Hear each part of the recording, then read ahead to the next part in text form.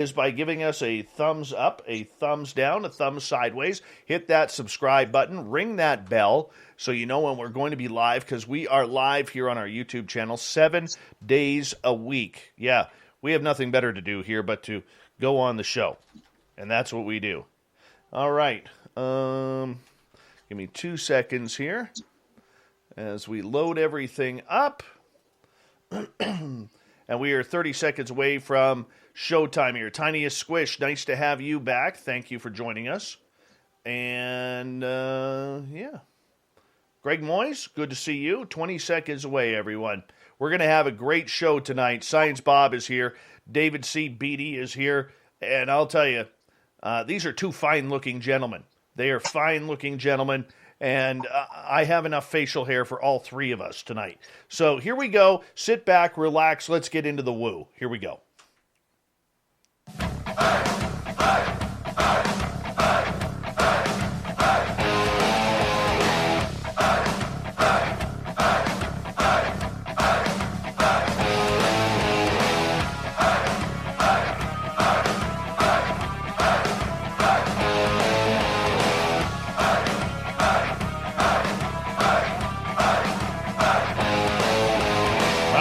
Of central British Columbia to you listening around the world. This, my friends, is Spaced Out Radio. I am your host, Dave Scott, sitting in the captain's chair of SOR headquarters. We welcome you to tonight's show on our terrestrial affiliates around North America, digitally on TalkStream Live, Revolution Radio, and KPNL. If you want to take a listen to our archives, they are free for you by going to youtube.com/Spaced Out Radio. Just do old Davey the favor, hit that subscribe button. You can follow us on Twitter at Spaced Out Radio and on Instagram at Spaced Out Radio Show. Our website, spacedoutradio.com. We have a plethora of features for you, including rocking out to Bumblefoot and reading up on Captain Shirk's SOR Newswire. Tonight's show is brought to you by Chive Charities. Help make the world 10% happier by visiting Chive Charities today. You can find them on our website.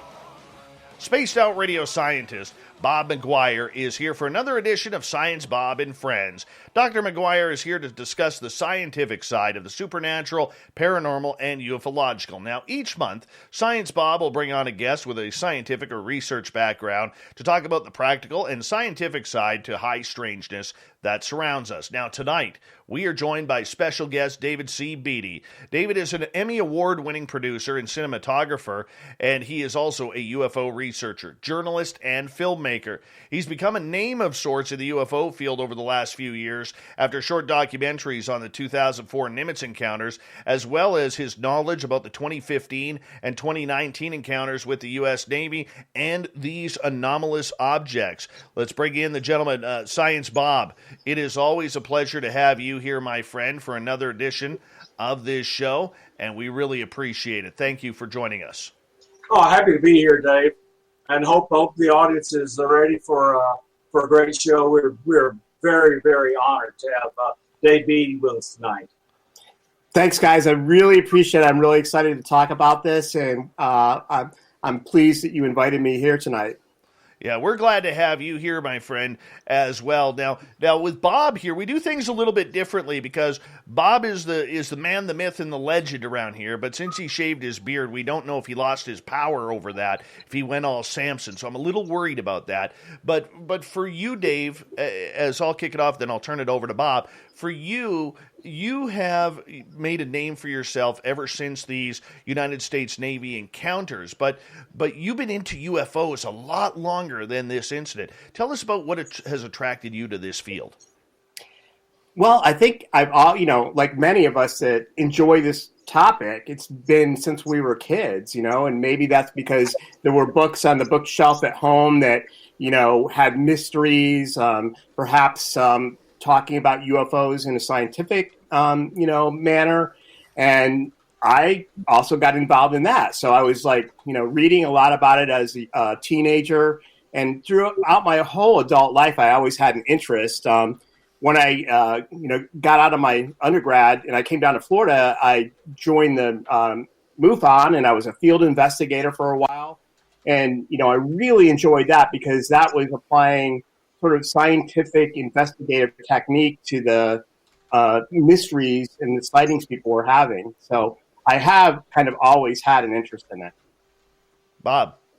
That's terrific. Okay, so Dave, tell us a little bit about your background in video production, especially the kind of tools you use, or just whatever you want to tell us about your process for going through and making like the world famous Nimitz video. Tell us about those processes. Sure. I mean, my career has been in television. That's where I started, in broadcast television. And I followed that path for about a decade, mostly in small and medium market television. I transitioned into video production in the mid-'90s, and I was involved in doing documentaries for History Channel and Travel Channel, several series that our company was working on, PBS, and I continue to do that to this day. That's my main gig, so to speak. The UFO stuff I kind of did on a lark, really. I was like, hey, I want to recreate the 2004 Nimitz video based on what the pilots were reporting. It sounded so interesting, and I do have some 3D graphics chops, so I started putting that together, and lo and behold, a year goes by, and all of a sudden I have this little film, and I got lucky enough to spend some time with some of the guys that had come forward and got them on camera, all really almost in the same week.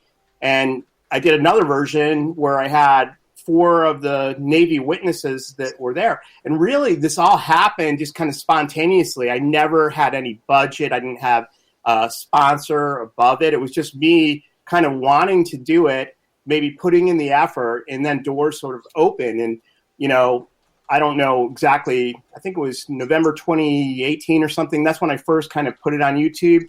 And we're up somewhere around 6 million views just organically. I don't advertise it. It just, people somehow find it in the mysterious YouTube algorithm. So that's kind of the story. So as the scientist that I am, I often take whatever evidence I can get, do observational science, before I ever come to any kind of conclusions or hypothesis or theory. So I really looked at that video a lot, and I would go back over all the witness statements and other things, because I was trying to find where you had made a mistake. And I got to tell you, you spent a lot of time getting that right. So tell us the process that you went through to make sure the video and the action in it, as well as the 3D visualizations, right. How you married them to the actual narrative. So that was my goal and intention from the very beginning. I wanted to make it as analytical as possible without completely losing the audience, making it kind of not entertaining. So there's some people complain that, the dramatic music and all that ruins it. Other people like that. So it's kind of putting those two elements together to tell the story. But what I did is I did research every, news clipping or television interview that I could find where details were being presented about the actual event itself, moment by moment, from the various participants. And I would, make a document that described that. Like, where were they? How did they see it? Where were the jets, in relationship to one another? And then I went farther, took it another step as far as how were they communicating with the ships and how were they communicating with each other. Some of the Navy guys helped me there because I could, try to understand the brevity radio communication. But, if you just go that route, people are going to jump on it and say that's not how they talk. But I did get some assistance there. It's not perfect radio brevity, but I wanted to make the audience understand it as well. So I did include that, some of the calls between, Fast Eagle and Princeton and, how they're handing off control from the E-2 Hawkeye, and when they're seeing the object and reporting it, and the BRA calls, bearing range, altitude. So I threw all that in there to kind of make it as realistic as possible, but keep that entertainment and story line going as well, so it's kind of compelling. So the thing I liked most about the video is and maybe you can comment on this, or whether you just did a good job of faking me out, or whether you actually had some kind of engine, because the physics of flight seemed to be pretty accurate. I won't say perfect, but it was better than just somebody grabbing a piece off of some video stream. It looked like you had some kind of physics input to it. Tell me how that worked. Mm-hmm.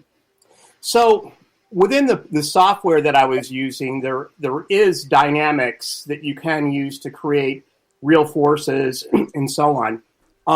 In the simulation that I did, I was using measured distances and speeds and angles. So, for instance, I knew the flight characteristics of an F/A-18F Super Hornet, and I would put that in motion in the correct speed. So I do have that in the arena. And then based on Commander Fravor's description of his engagement, say, with the ocean disturbance at 20,000 feet below, when I show that is sort of what it looks like.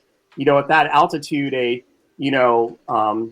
200, 300 feet long disturbance looks very small from the perspective of a pilot looking down on the ocean. So those things were pretty accurate. I think people, you notice that it wouldn't be big. It would be small, almost hard to see from that altitude.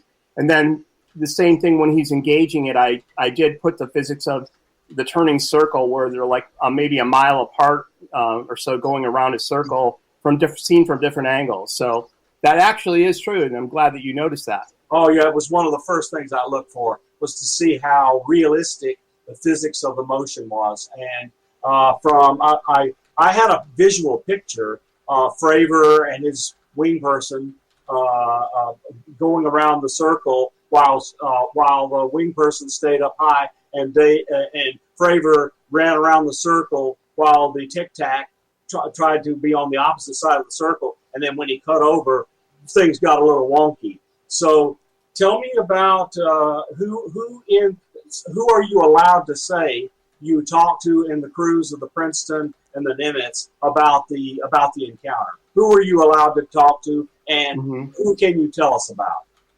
Well, it's actually exceedingly difficult to talk to any of these guys unless they approach you. And after the first video I posted, which didn't include really anybody, other than Commander Fravor's story, it was a little 15-minute piece. Yes. And so from that, at the end, I said, if you or anyone has seen these types of encounters from military ships or planes, please send me an email. And so I got a bunch of emails, and several of the people were like, "Hey, Dave, I was there on the ship. I saw this stuff happening." So I began talking to, for instance, Kevin Day and Gary Voorhees. I mean, they're in the movie now, but back then when I first started, they weren't in the movie. That came because of the movie. So since that day, I mean, there has to be a couple dozen people from the ships, and they keep coming. I mean, just the other day I had a guy contact me that was on the Nimitz, and, each one sort of offers a different little snippet. But even to this day, when I look back at it and all the people that keep coming forward, the story remains consistent, and the different pieces all seem to align. And there hasn't been anything that's sort of been kind of an outlier that throws anything into question. It really does seem like that 30-minute video sort of explained it. Now, I don't know who the guys that came onto the ship were, and I never really figured that one out. But I'm sure that'll eventually come out, whoever those people were that came and took all the radar data and so on. But, yeah, that's pretty aggravating. I was going to say, I watched your first video almost immediately after it came out, and I did watch it evolve, and it was my view, though I had no statements to that effect, that people were coming to you, or you had found them and they were giving you more information. Dave, your turn. How did you gain the trust of these gentlemen from the Nimitz? Because the one thing that I've noticed in my research up here in Canada, being an outsider to the military, is they don't want to answer questions. You're an outsider. You're somebody whom wasn't there. You haven't gone to war with them, even though we haven't really gone to war in a long time, and using that as a figure of speech, okay, but you haven't been part of their team. So for you being a stranger and an outsider who has a very public camera, how did you gain that trust that you weren't going to screw them over or you weren't going to tell a falsehood of what happened?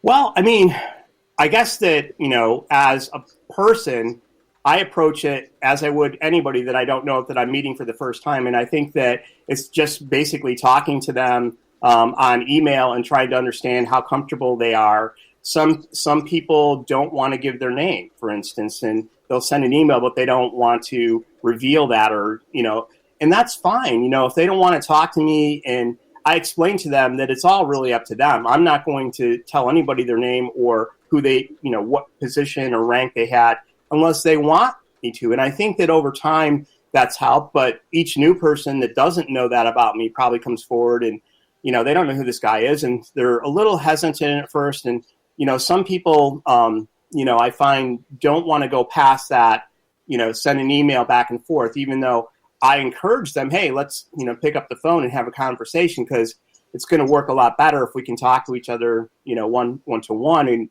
exchange information at the speed of light versus typing it, So sometimes that happens, and other times the guys, they just don't ever go past that stage. And I'm really happy when somebody is like Gary and Jason Turner and PJ, and they're willing to sort of step into the limelight and actually come out of the shadows. And Carson Camerzell and say, hey, I'll tell you the story, and I'm not too worried about it. I mean, if someone tells me don't talk about it, I won't anymore. But at this point, it seems like everyone else is telling the story, so it must not be like we're not supposed to. So I think that's what happened with the Nimitz case. So for you, as you started hearing this story, and I'll focus on Kevin Day here for a second because he was very emotional when I had a one-on-one with him in San Francisco. I mean, this almost gave him PTSD. I mean, lifelong Navy guy, proud to serve his country, proud to protect it from anything. And here he is working a radar system and the lead of a radar system, and he can't understand what he's seeing because it's not supposed to be real.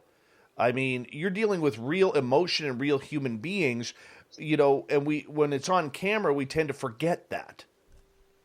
Yeah, I mean, and the other thing you have to realize is that a lot of these service members are truly American heroes and that they've probably been involved in these protracted wars in the Gulf region that the United States has been involved in. Kevin has a long career in the Navy that goes back, into the Persian Gulf. And he saw things and was part of things that are very, very troubling and would be for anybody. It's very private to him. And I think that a lot of these men that were involved and women in these things do have PTSD, some diagnosed, others not.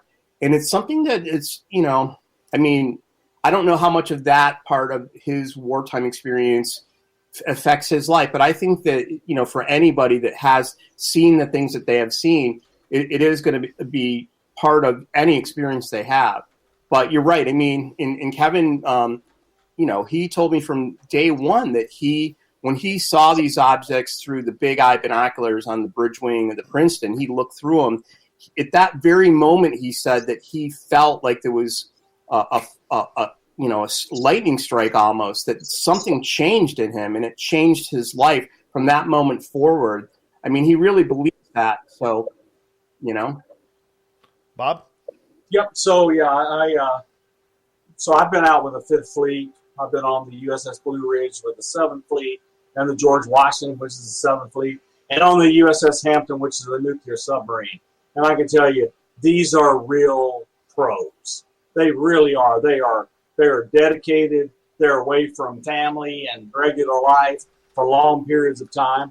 And I can just see Kevin Day realizing that the Nimitz is preparing to go into a dangerous situation, and they're training. And every day, Kevin Day and all the people around him are seeing these vehicles at 20 to 80,000 feet. They drop down, they go back up, and they have no clue what they are. And they're entering their airspace, and it's a violation of the controlled airspace around the carrier group. And the carrier group commander has got to really be chewing on these people. What is this? What is this? It's about, I can see the stress level, having been in it, and I was in Persian Gulf One under when Bush was there. I'm just telling you, the rapid pace of things happening builds to a crescendo, and all of a sudden they see this strange thing that they have no idea what it is, where it could come from, and real fear sets in. So from Kevin's story, it's prolonged, this stress level, because he's seeing this stuff day after day after day, and you can just imagine that it's somewhat traumatic. He's got a responsibility. He wants it done. And I completely understand how it can affect you, especially if you're thinking it's some kind of foreign adversary that's spying on you, and all of a sudden it's all weird. So how many of these folks, I don't want their names, but how many of them have had that kind of interchange with you about the stress they were under? Well, Kevin explained to me that his job, and I think many of these service members that are involved in Combat Information Center on these ships, or on carrier as well, their job is to identify aircraft, in their airspace. So that's their number one job. And Kevin has said over that time that they utterly failed in that role, and that he was so frustrated because what he calls the incurious nature of his commanding officers, that people didn't seem to even really care. He was pointing this stuff out. And, one of the other things I'll mention that people don't know about Kevin, he told me that one of his jobs, by the way, after 9/11 was kind of formulating the plans that if, for instance, a civilian comm air plane was taken over by terrorists, how the Navy would respond and air interdict that. That was Kevin that did that. I mean, if you can imagine the pressure that he was under in those situations after 9/11. Luckily, that never happened, but that's his job, to ID unknown aircraft in the sky around the carrier strike group. So, yeah. And, other guys that were there, I think it's, I don't know if they had that same level as Kevin, but, they were talking about this stuff going on for a week.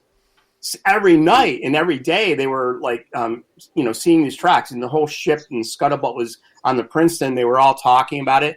And then not only that, some of these guys were seeing these objects, through the binoculars, and, even at night from the deck of the vessel with their own eyes. So, it's pretty amazing how. So having been on the George Washington, which is thousands of men and women, and in a carrier group, there's thousands more on the other ships, and everyone knows. The people don't understand. They have digital comms back and forth. They can chat. It's goes through encrypted channels, but this stuff spreads like wildfire. I'll give one example. So there was a carrier group somewhere in the world, and they have access to extremely slow, really horrible internet. And one sailor did something they shouldn't, and they spread a virus throughout the group in a matter of days. That tells you how much interconnectedness there is, and it just happens. Now, there's been a lot of things done since that incident to prevent something like that from ever happening again, but it speaks to the interconnectedness. Dave, take us out of here. Gentlemen, I'm going to get you to hold on right there, because we are through the first half hour of Spaced Out Radio, and I'll tell you what a power show this is. We have David C. Beaty for another 1 hour on this show, and we're going to break down the Nimitz encounter. We're going to break down what happened in 2015, what happened in 2019. We may even have a 3D rendering of the 2019 incident, maybe, for our YouTube fans, our Twitch fans. I don't know. It may be there. Science Bob and Friends continues on Spaced Out Radio right after this.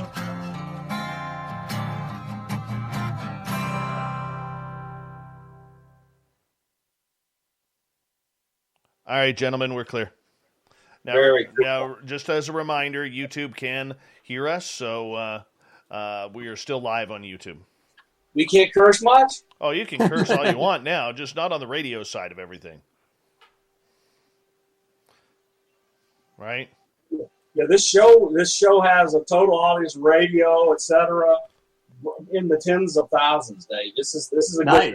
this is a good place to do this. And it'll have hundreds of people watch tonight, but through the next 3 weeks, as word of mouth happens, this show, especially with your premiering a thing or two, will really get a lot of views. I hope somebody knows somebody on all those ships out there in 2019 that can, I would really love to get someone that has a relative or something like that to ask them, to come and speak out. Because even though it's a kind of a small event, each ship has 300, 400, 500 people on them, and there's like 10 ships plus a carrier strike group. There's got to be thousands of people that were aware of it, You know it. But I think they might be, somebody said they might be under NDA. They may have been told not to talk about it specifically. I have a hypothesis about both the Nimitz, the Teddy Roosevelt, and the kid, and we're going to discuss it. Did I mention I'm Canadian and we barely have a Navy? I had one guy with my daytime job, one of my clients. Him and his wife both spent 22 years in the Canadian Navy, and I've been trying so hard to get him on record for what he saw out in the middle of the Pacific and the Atlantic, because he served on both coasts, and I'll tell you, he won't do it. He will not do it. He's like, I'm not risking my wife's and my pensions. And I'm like, dude, you don't have to. They can't take it away from you. He's like, nope, because I have a source in Ottawa who says, no, they can't take your pension for talking about this stuff. And, yeah, but he won't. I have a guy from the Canadian Navy that contacted me. Really awesome guy that gave me all kinds of information. He sent me this document that shows how the Navy had these drones in the 80s that were shaped like a peanut up on its end with rotors on the top, and the things they were gas powered and they could fly for hours. Yep. This is 83. Yep. Yeah. What this guy told me was that the Canadian Navy, he goes, especially when they were on the West Coast, they were on high alert for Russian patrol for their airplanes. He's like, Dave, you wouldn't believe how many cool toys the Russians have. He goes, but there were times when we were out there, we knew it wasn't the Russians. And that's all he would tell me. And I'm like, come on, give me more. Give me my fix, man. Let's do this. And he's like, no. I just want to give a big shout out to Cousin Gary is here. Cousin Gary in Edmonton has showed up. That's literally my cousin. And, Gary has a powerful Ukrainian mustache that we all want to point out. So if you see a Ukrainian mustache walking down the roads of Edmonton, that's Cousin Gary. So make sure you say hi to him. And sorry about that, gentlemen. And it's good to see Gary C. is here. I gave a talk last night to the Winnipeg Experiencers Group, and it was fun. Hey, Bob, what microphone are you using? Because you're coming in a little tinny. Then let me move a little bit closer. Yeah. Yeah, that would be cool. Hey, I got my, I was busted on radio guys last week, so I said, I brought my microphone here. Nice. Oh, yeah. Oh, that's an RCA. That is gorgeous. Oh, that's so great. That I love is those gorgeous. little RCA mics. I'm actually kind of jealous about that. Mine is out in my ham radio shack. I got a few old microphones around here somewhere. Yeah. There was one microphone we used to use in radio. You could beat the tar out of that thing. Just beat the tar out of that thing. Drive over it with a car. It would, it wouldn't be, oh yeah, we used to have, I think it was an RE50 that, it was all rusty, beat up, and if you had to pound a nail or something, you could use that thing. Yeah. Oh, yeah. It still sounded fine, Oh, yeah. I think I got one over here. Hold on. Let me check. Oh, better take those off. We got time. Yeah, you got 2 minutes. Oh, I can't find it here. It's here somewhere. I have my old mic flashes here somewhere, too. They're up on my shelf. All right, gentlemen, we have about 20 seconds left before we're going to go back here to the show. I want to say a big thank you to Dirty Filth, Mandingo, Wagon Breath, Catfish, Gorgeous Jules, Bobby, to Dave, and to Science Bob for the amazing super chats. Here we go.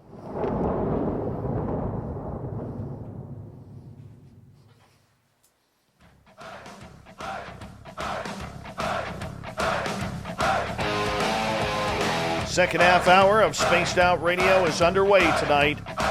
My name is Dave Scott. Thank you so much for taking the time to join us. Really do appreciate earning your listening ears. We want to remind you that if you miss portions of this show or others, check out our free archives by going to youtube.com/Spaced Out Radio. Just do me the favor, hit that subscribe button. Our website is spacedoutradio.com, where we have a plethora of features for you, including rocking out to Bumblefoot and reading up on Captain Shirk's SOR Newswire. Follow us on Twitter at Spaced Out Radio and on Instagram at Spaced Out Radio Show. Science Bob and Friends continues with Dr. Bob McGwier and our special guest tonight from the USS Nimitz documentary, David C. Beaty. Gentlemen, welcome back. Great to be here, Dave. Welcome back.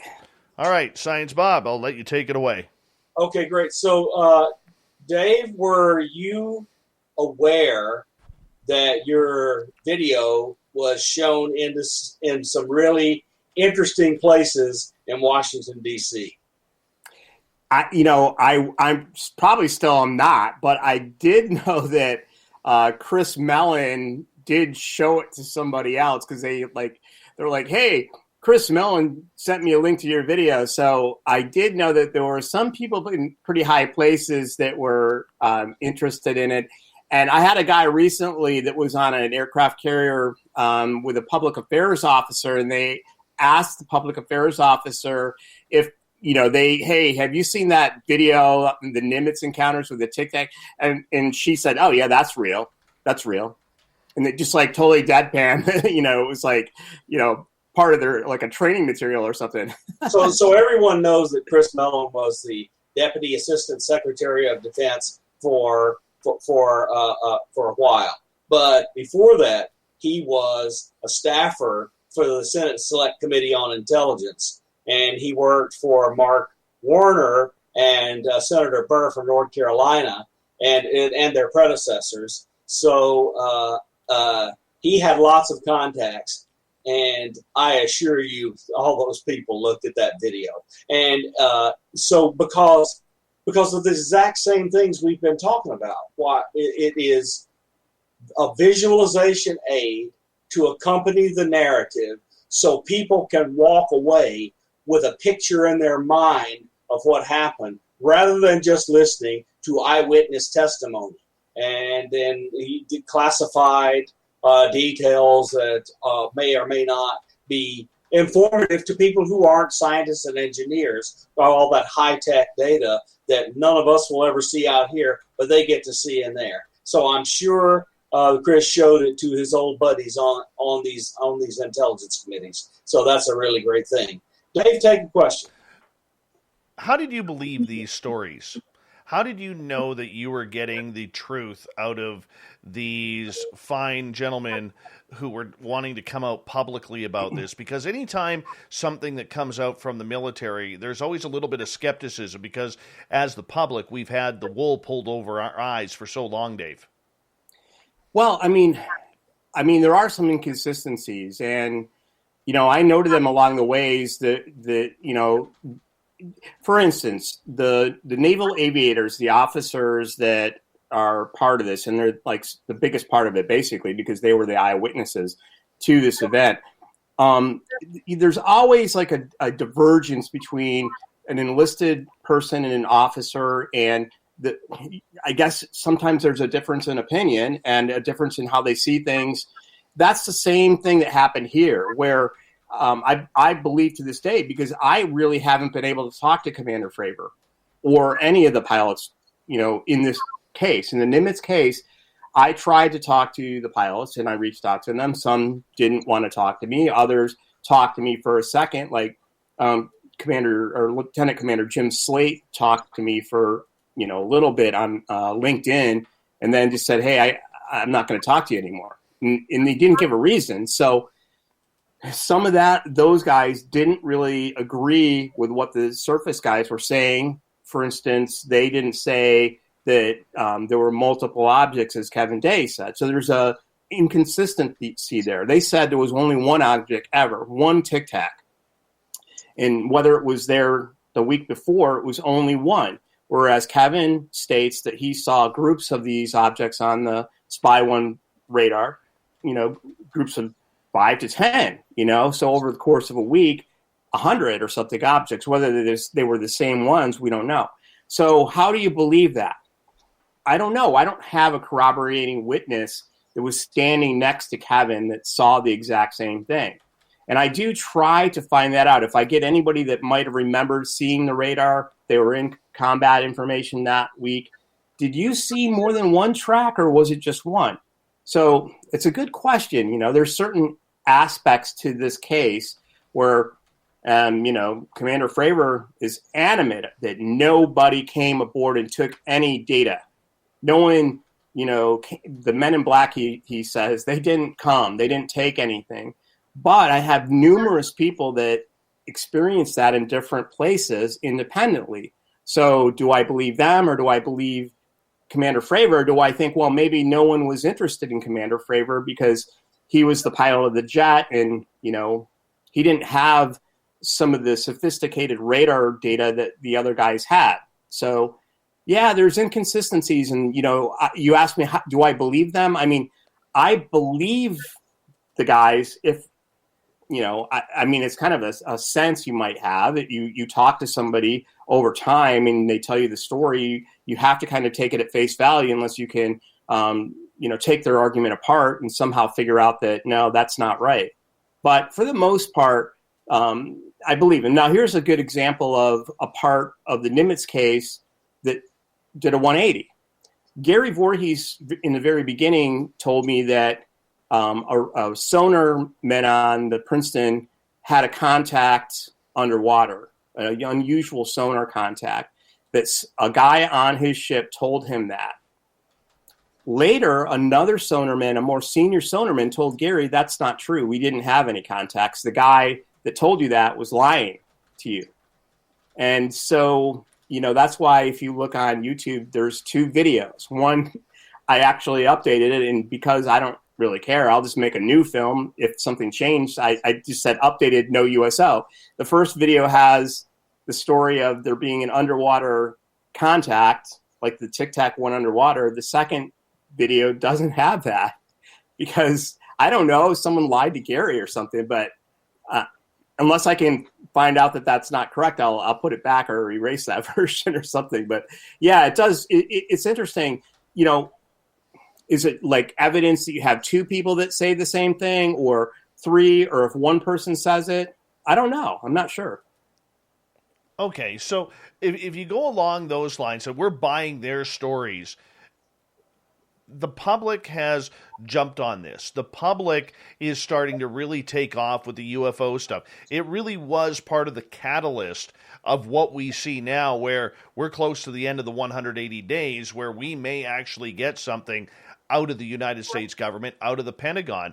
Is there vindication not only for you as a filmmaker on this topic, but for these gentlemen as well, because of what may come out?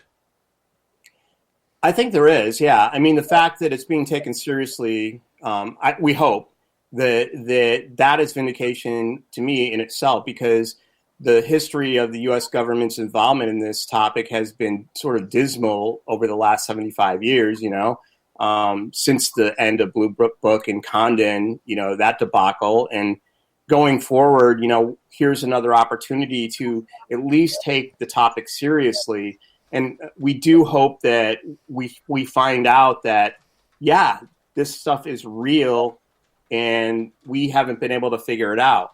I'm hoping that they say that there are these cases of observations over military installations, over ships, and incursions into Navy and Air Force, perhaps operations areas that in nuclear facilities that are unexplained, because that's what it seems like to everybody else. And over the last 3 years, I think that this has been over and over and over, and I don't see any answers. I don't see any explanations. So I would assume that that's what should be in the report.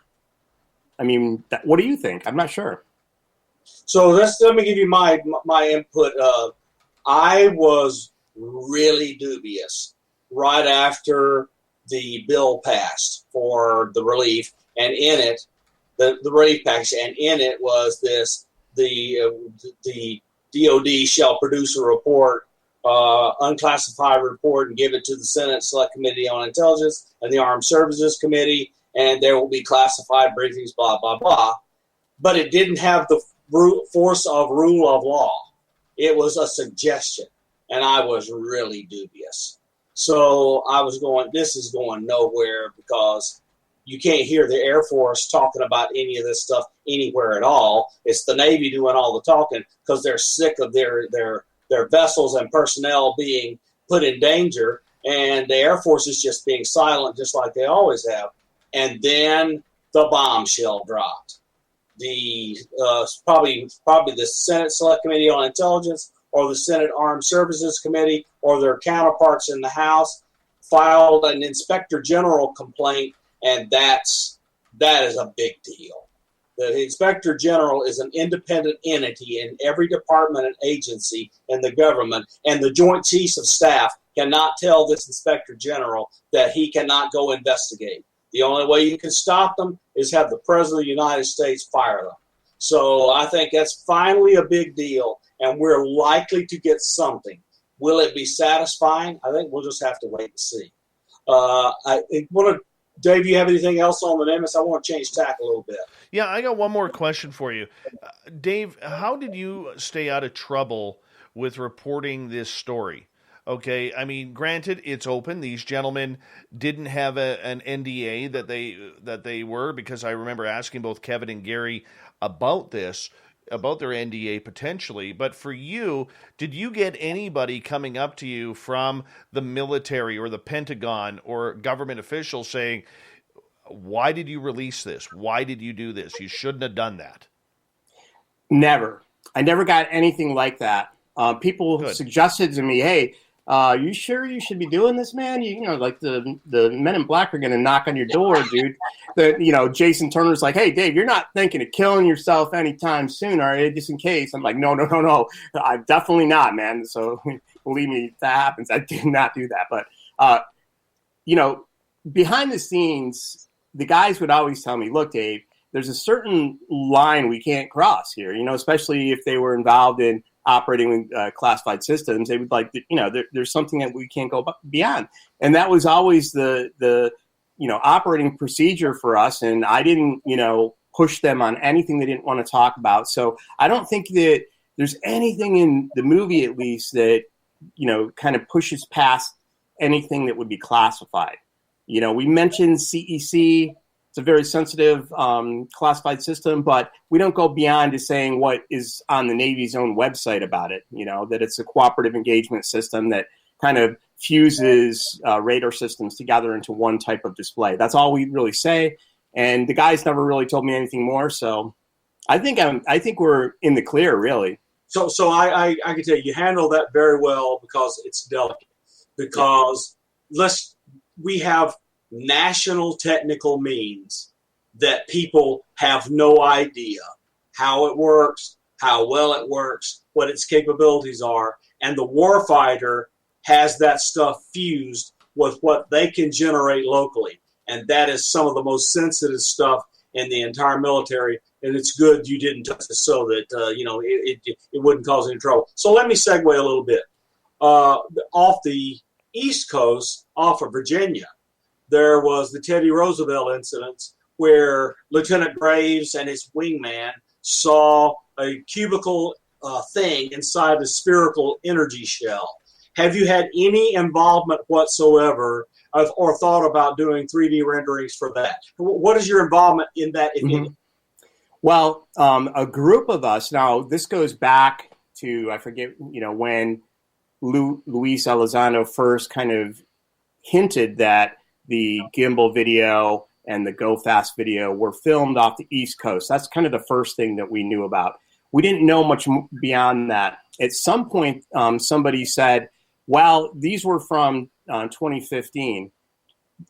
When that first came out, I forget exactly what year and month when that statement came out, a bunch of us behind the scenes began researching the case, and we actually figured out which carrier it was and which month it was. And we came within 1 to 2 days of the actual event itself based on East Coast 2015.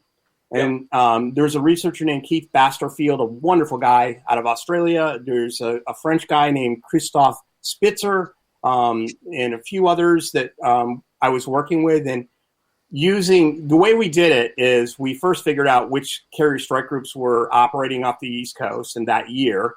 And it's not many, right? We found out that the Roosevelt strike group was out there for like 3 or 4 months or whatever, like operating out of Norfolk and up and down the East Coast.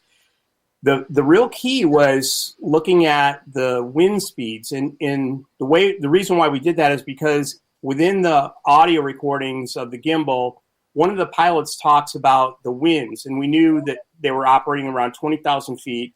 He says the winds are 240 out of the west, something like that.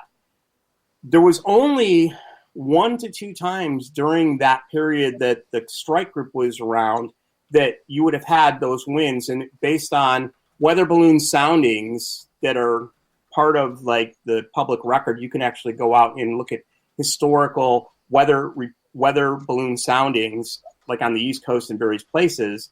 We found that there was a specific time in January 2015. So we actually found the day when the New York Times finally released, that it was exactly like January 21st or something, 2015. We were like, wow. And we kind of figured out where Roosevelt was. I had gotten the deck logs of the cruiser USS Normandy. And the cruiser usually sticks around by the carrier during flight operations because they act as what's called plane guard. And plane guard would be, in case a plane goes in the drink or whatever, that they're close by for search and rescue operations. So we figured that if wherever that Normandy was, the Roosevelt would be close by. We didn't get the Roosevelt deck logs even to this day because nuclear powered vessels, the deck logs go to a different department in the Navy and they kind of get tied up in that kind of classification review. So I don't know, maybe in 10 years we'll get them or something, but we didn't know exactly. We still don't to this day know exactly the GPS coordinates of where Roosevelt was when those videos were filmed on that same day in January. That's terrific. Yeah, that's a lot of great information. So it doesn't seem to be as well known that when they finally got through with all of their practice maneuvers, getting ready, and they went off, that they were followed to their actual destination by these entities, and that really caused a stir because they were involved in combat operations, and these things were watching them. So it's just really, I really want to hear a whole lot more, I hope, in the UAPTF report when it comes out about all the things that are going on with the Teddy Roosevelt back in 2015 when it went to a combat area, because that would have really stirred things up. And in my opinion, that happening is what has truly stirred up the Navy, while they are determined to get into the bottom of this, because they cannot have an unknown entity involved in their airspace while they're doing combat operations, because something really bad can happen where there's actually no intention of it happening. That is a truly dangerous situation. When they're not armed and they're off the U.S. coast and they're doing trials, oh, okay, maybe you almost had a midair and we can complain about it, but it's different when the vessel is fully armed,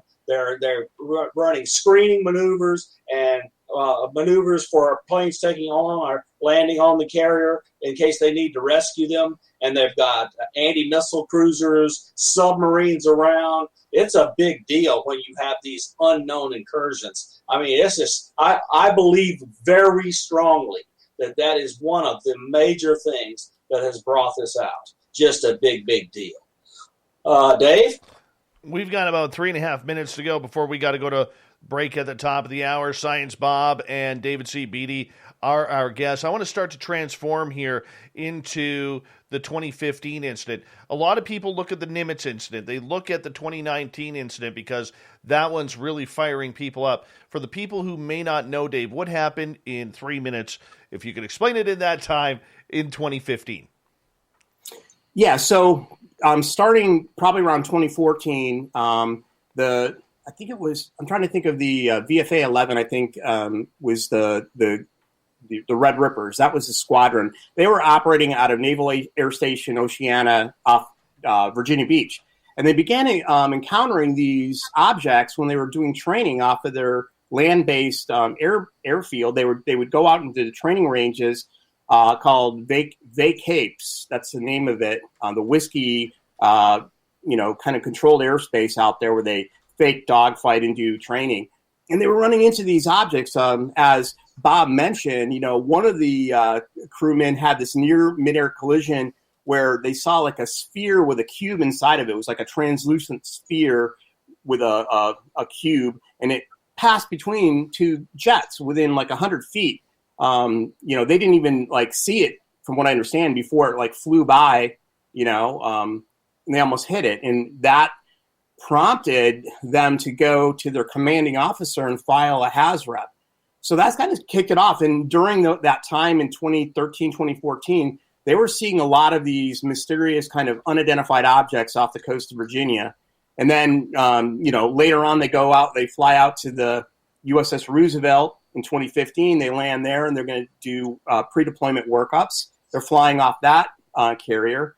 And then all of a sudden, we have this other encounter and these videos get released. That's where those two videos came from. The gimbal video that it's rotating this object and this go fast video, they were filmed on the same day. And the aviators say, this was not a known craft. This was not behaving in a way that is explainable to us. And you have to rely on these guys that they're telling us the truth, that this was not some secret Air Force, device being tested against them, that they would never do that in a kind of safety of air situation, because it's not. They say they don't do that. They would be briefed. They would know about it, and these objects were out there, and they didn't know about it. They couldn't identify them. The Navy has not, to this day, been able to explain it. So that's like in a nutshell what happened. And another thing that went on is in the gimbal video, one of the most striking interchanges happens when they go, look at your scope. There's a whole fleet of them on the scope. So that's this situational awareness thing. So we saw the FLIR, the forward-looking infrared, of the one thing that we saw rotate in 250 knot winds, but they had a ton of them that were just off the scope, and that is a classified piece of gear that we're never going to see all those blips unless they figure out how to render it in a way just for the narrative, but not see the actual data. That is a big deal, that they saw all those things, and that would be scaring the dickens out of the commander. Go ahead, Dave. Gentlemen, we are going to go to break here at the top of the hour, and I'll tell you, we have a great show going on. We have for another 30 minutes on the show David C. Beaty. He's got to cut out a little bit early because he has an early shoot in the morning, but when we come back with him, we're going to hit the 2019 USS Navy incident in Catalina, California, around Catalina Island there. And we got a great video to show you if you're on our YouTube channel or Twitch. And it's an artist rendering of this in 3D. We're going to get into all of it because that's what we do here on Science Bob and Friends. We stay away from the woo and we get to the who, what, where, when, why, and always how. Here on Spaced Out Radio, Dr. Bob McGwier, David C. Beaty, Science Bob and Friends continues right after this.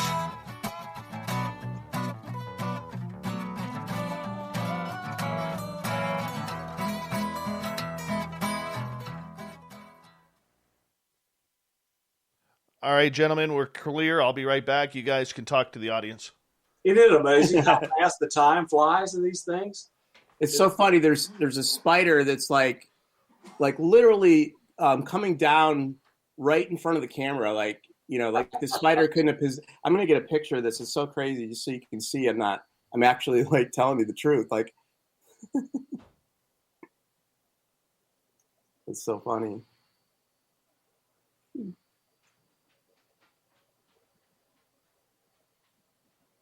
Wow, it's right there, isn't it? Yeah, it was like dropping down in front of the camera, like perfectly positioned. You're like, what is that? It's a spider.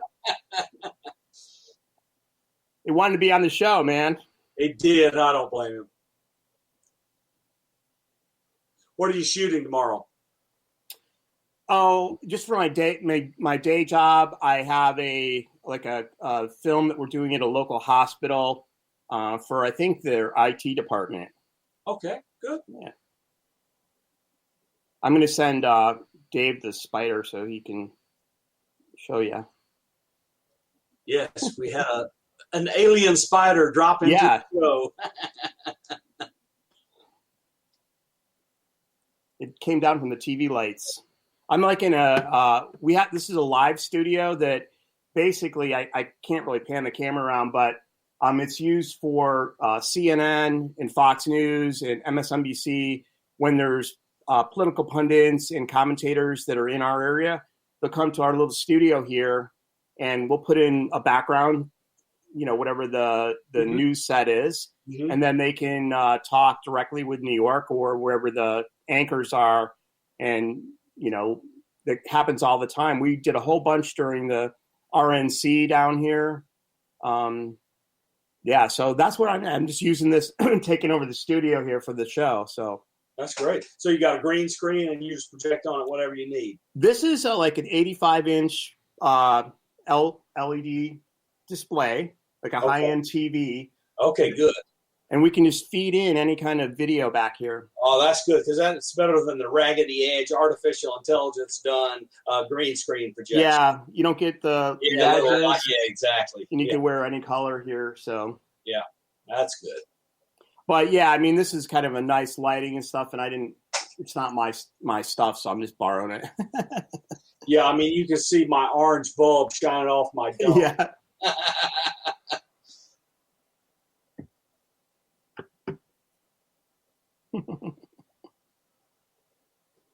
Also my rack full of gear.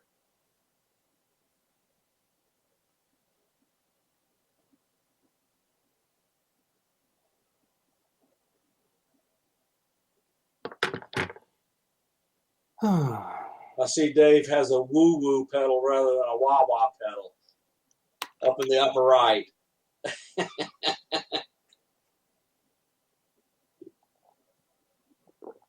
Oh, is that what that is? Yeah, it says woo on it. Woo factor.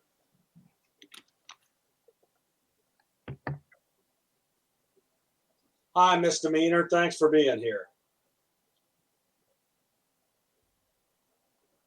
I guess that's better than Misfelony. Oh, tell Dave you say my name Beaty. I didn't want to correct him. Everyone says Beaty because that's how you spell it, you know, like BEA, yep. Like beat. Yeah, I'll tell. All right, gentlemen. That's Dave, say his name is Beaty. It's not Beaty, it's Beaty. All right, sorry, Beaty. It's like Susan Go or Goff. Oh my goodness! Can you imagine how often her name is mispronounced? And I got to tell you, they have thrown her in the deep end in the SecDef's office. Man, it's been rough. Oh, yeah, I've heard some bad stuff about that whole thing. Some bad personnel stuff and like sexual harassment and other types of bad. Yeah, really bad. Hello, Nicole. Thanks for being here. All right. We have about a minute and a half here. 1 minute. Julie says you can't spell who, what, where, why, and how without woo. True. Oh, hey, Clam. How are you? All right. We're having a good show here, guys. Oh, yeah. Now for the Declassification. Yes. I'll let you lead into it, Science Bob. Sure. Bob, if you could type in the chat room, I had a couple people asking about your amateur radio number or whatever it is. N4HY. I'll put it in there. Mm-hmm. All right. While we're waiting, big thank you to Dirty Filth, to Mandingo, Wagon Breath, Catfish, Jules, Science Bob, Dave, and Bobby for the amazing super chats. Really do appreciate everything that you guys do to support this show on a nightly basis. I really do appreciate it. And we might not get to any questions until Science Bob and I say goodnight to David. But that's okay. We're doing our best here. And let's see. There you go. I'll put it up on the screen. We're going to go here in about 5 seconds. So sit tight and enjoy.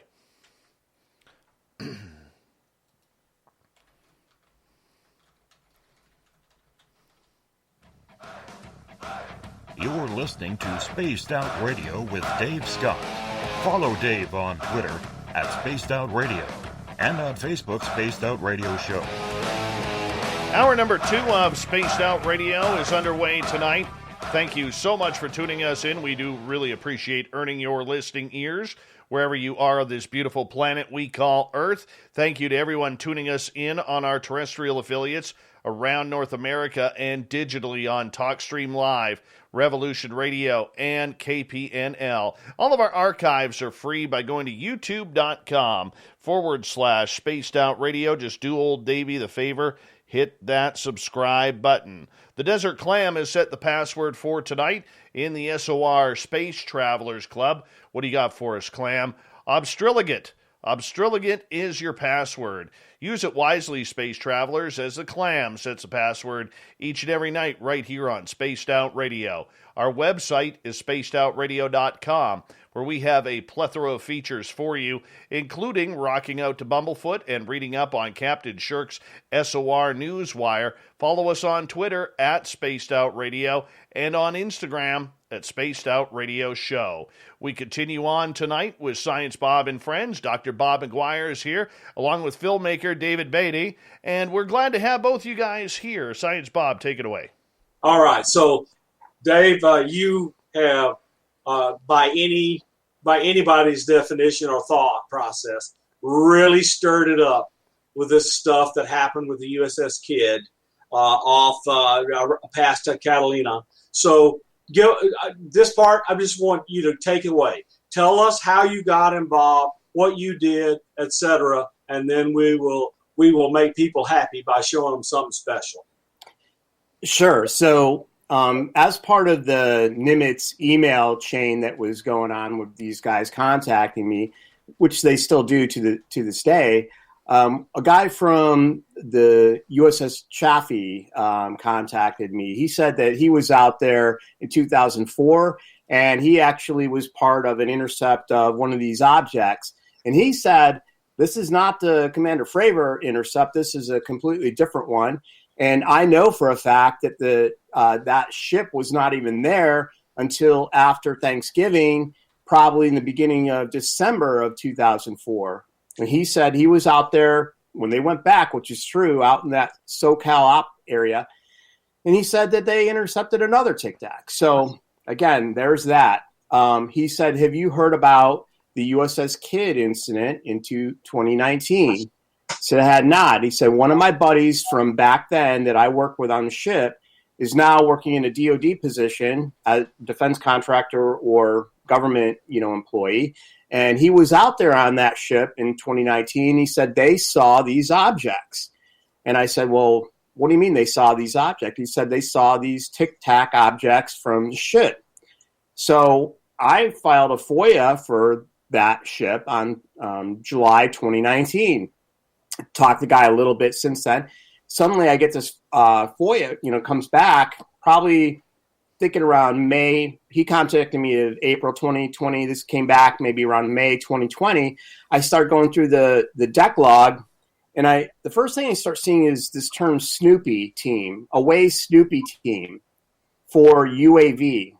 And I'm like, wow. And I'm looking through, and there's like a whole bunch of these away Snoopy Team, spotted UAVs, spotted, What's a Snoopy Team? I found out really quickly that it's a photographic documentarian team that runs out to the superstructure of the ship, goes outside with, SLR type cameras, video cameras, and films whatever the bridge officers indicate they're looking at for, trying to identify or at least get evidence of whatever they're seeing. So that's what a Snoopy Team is. And, they were seeing what appeared to be either red lights. A lot of times that's what were being described, like spotted 2 red lights, red flares, drones, UAVs, over and over. So, I started posting some of this stuff just openly on Facebook and Twitter, asking if anyone heard about it. I would, post some deck log images of the, Snoopy thing. It showed a picture of what a Snoopy Team looks like. Researcher Danny Silva of silvarecord.com, he did a blog post about it in June and wrote it up for me, what was being seen. Little happened, really. I mean, I was still researching it. We were going after some of the other destroyers that were out there. The USS Kidd is a destroyer, by the way. And we were going after some of the other destroyers that were working with the Kidd in SoCal in July, and those started coming in. We were correlating it. And that's kind of how it all started until, the national media and just ufology and the people that are here kind of knew about it, and people that I interact with on Facebook and probably some of your associates, but really no one else knew about it up until just recently. Great. And so what has been the reaction since those things have been confirmed by the Pentagon? Well, I think it's pretty interesting that first, that there were like a dozen ships out there and they were all seeing these things that surprisingly enough, with that many assets out there, and we know the type of powerful radars and powerful, observational equipment they have, that they couldn't figure out what these things were, where they came from, and who owned them, for instance. And, just recently, the Chief of Naval Operations, Admiral Gilday, was asked, in a press conference, this is the top dog, man, if he had heard about this, and he said that he was well aware of that incident, and no, the Navy has not determined what these things were. And I mean, that coming from that level after, this is 2019 after all, they've had this much time to study the radar and study the video from the Snoopy teams, which there's probably hundreds of hours of photographs and videos and everything else. I always point out this thing. I always point to this device called the EOSS Mark 20, which is a high-powered electro-optical camera system that you can basically zoom in with a FLIR and spot anything with it. Like, they were looking at these objects with that device, pretty classified, but they couldn't figure it out. Yeah, it's multispectral. It covers a pretty broad spectrum. So let me tell you where I want to go just for a minute before we show the video. I did not know about the November 2004 incident, but it leads right into where I want to go. So this group of ships goes out. Things fly over them and really right over the decks. And and after all that happened in 2014 to the Teddy Roosevelt carrier group and the people who are doing training missions off of Oceana, etc., and these stories will be known throughout the Navy. If you have these kinds of things, that intrude into your airspace, the commander of such a group has several priorities. One of the priorities is to protect the personnel and the asset from any kind of intrusion.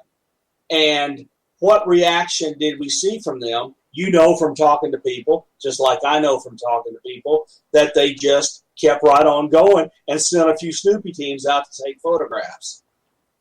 Yeah, this is unexplainable in the sense that no action was taken to try to defend themselves in any way by avoidance, turn around and go home. They just kept right on going. And so this says to me, the Navy has figured out how, and we do this all over the world with adversaries. We poke the dragon to see the reaction. We poke the dragon to see if the reaction is belch fire. And I'm telling you, everything about these stories tells me that the Navy is trying to stir up a reaction so they can gather enough evidence to try to figure out how they work or what they are or where they come from.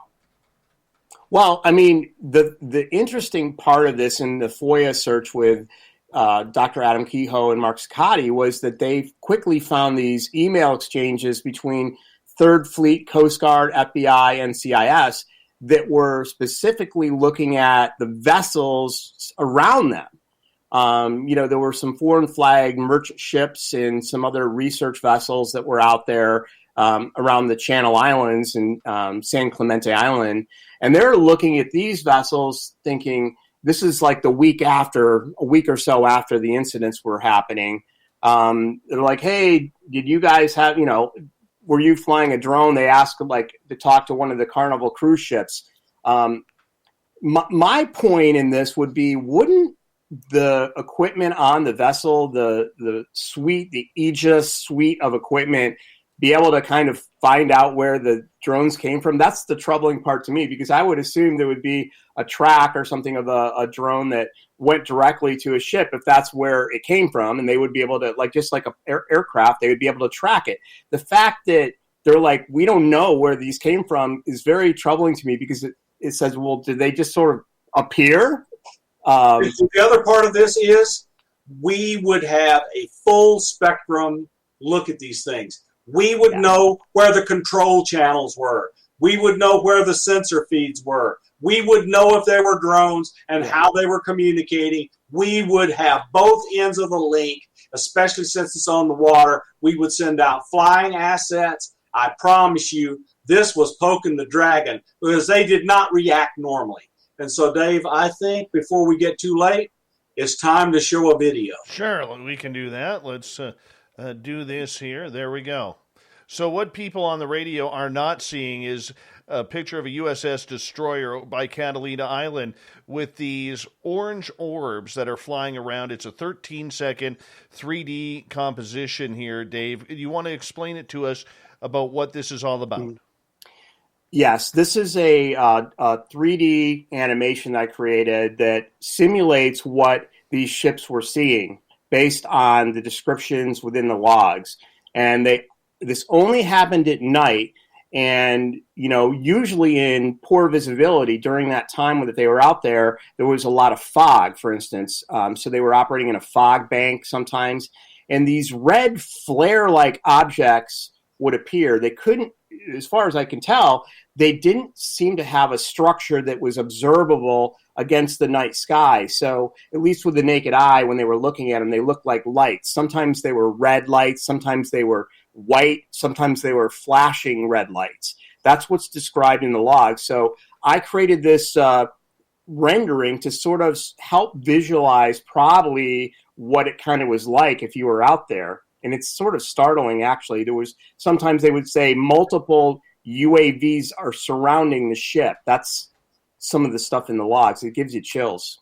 It's just if you don't know what it is, and you don't know whether or not it's carrying a weapon, right there, where they're over the bow of the ship, the only assumption the commanding officer can make is that his vessel is about to be attacked. That is the only thing. The commanding officer of the group and the commanding officer of each individual vessel had to have been ordered to take no action, otherwise they would have. That is massive encroachment. Unless they were planning a communication party.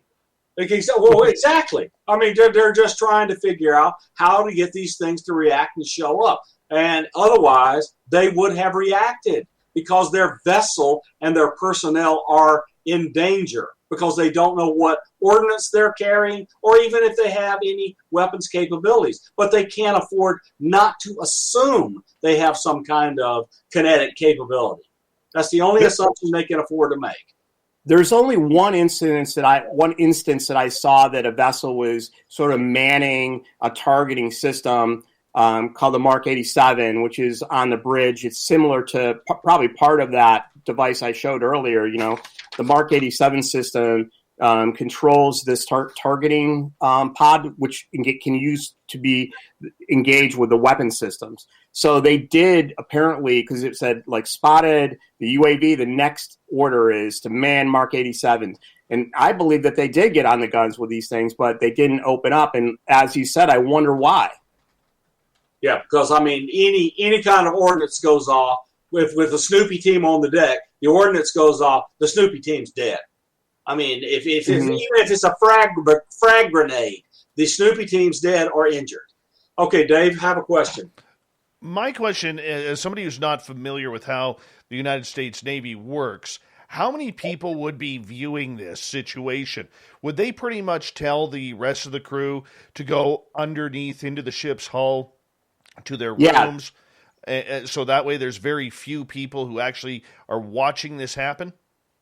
That's exactly what I read in the logs. You see that they secure the weather decks. They call in the watch when these objects approach. That seems to happen many times. It says spotted UAVs, secure the watch. They bring these guys in off of the outside positions, bring them back into the bridge. So the personnel that are on the bridge, you know, however many there are, you know, like 6 or 7 people or so on, are all witnessing this, but they seem to be taking, you know, kind of a defensive stance.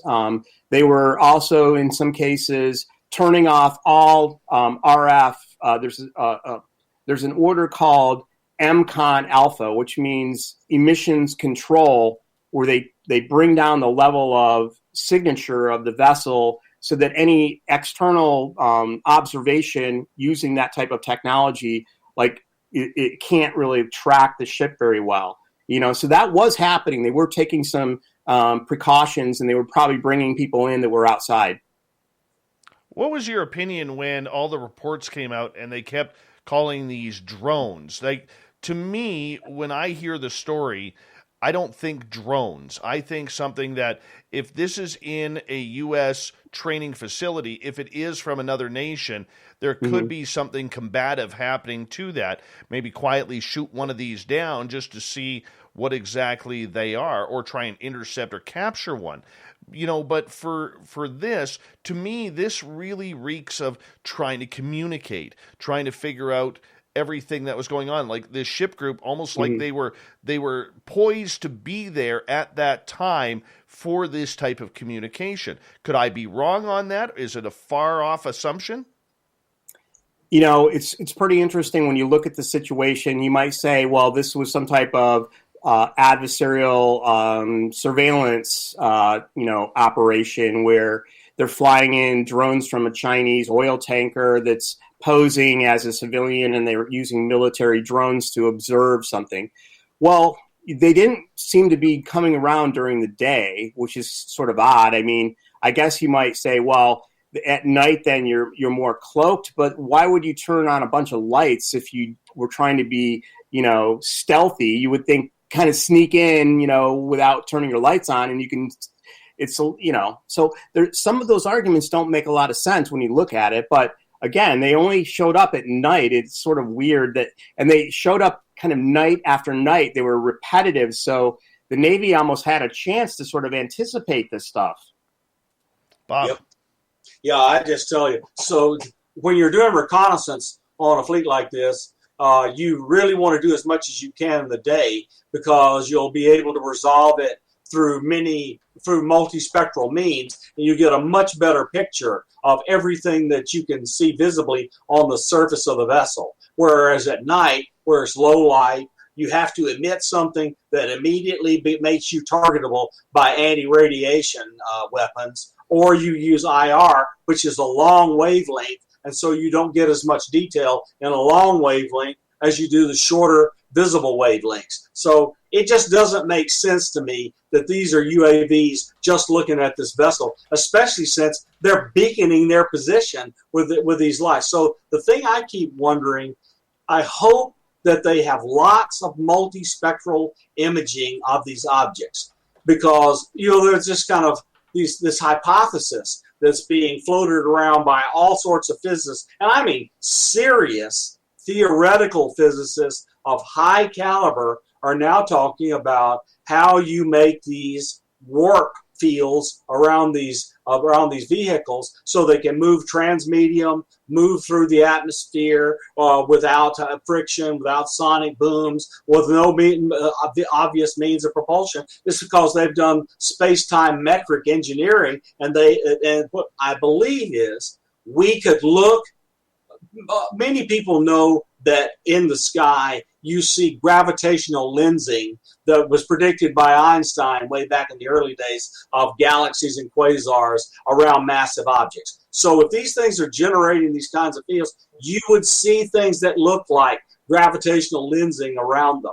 And I just really wish we could see some of this video to see whether or not that kind of hypothesis stands up, because I'd love for us to figure out how to do warp drive. Just so great. Dave, take us. Surely we've got a couple of questions from a couple of viewers. We do. Cherry Pepsi Mike in the chat room is asking, David, what do you think of the Chris Mellon leaks of information that have been going on?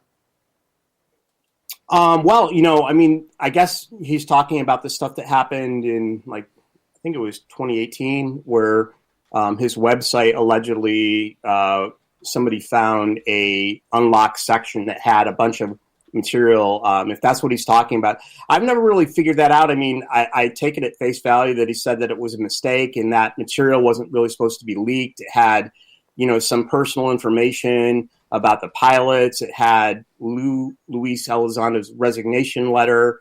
It had some other details and some photographs of slides. Some people have said that could, point towards some kind of counterintelligence thing. But again, when we look at what's happened since then, I don't see that that's shifted anything in any specific direction. So maybe it was just an inadvertent, thing where they didn't put the password on that website. All right. One final question that we have is, we only got about 90 seconds with you, Dave. I asked this of a lot of people lately. Why now? Why all of a sudden, after 70 years of cover-up, are we now trying to figure this out publicly? One of the things that's strange that I've kind of been puzzled about is that in the past, when there was incursions, for instance, around, say, sensitive facilities or military facilities, some of the objects that would be seen would be described as, glowing football-shaped objects, something like that. Now they're seeing drones, and you brought that up that maybe these aren't drones. I don't know if that's a catch-all term, a phrase that people are using when they say that. Well, what does that mean? What is a drone exactly? But there was reports of, over the facility, the Air Force facility in Guam, that there were like drone incursions. We remember the Colorado, Nebraska mystery drones from a year ago or so, never explained. And a nuclear power plant, I think the Palo Verde nuclear facility was visited by these drones. What's that? I mean, are those UFOs that are like people are labeling as drones? I don't know. All right. Well, David Beaty, thank you so much for joining Dr. Bob McGwier and myself on Spaced Out Radio for your first time on the show. We really do appreciate it. Coming up next, we have Science Bob, we have me, and we're going to talk more UFOs for another hour before we get to the thought of the Dave. and the SOR Newswire at the back end of Hour 3. Spaced Out Radio continues right after this.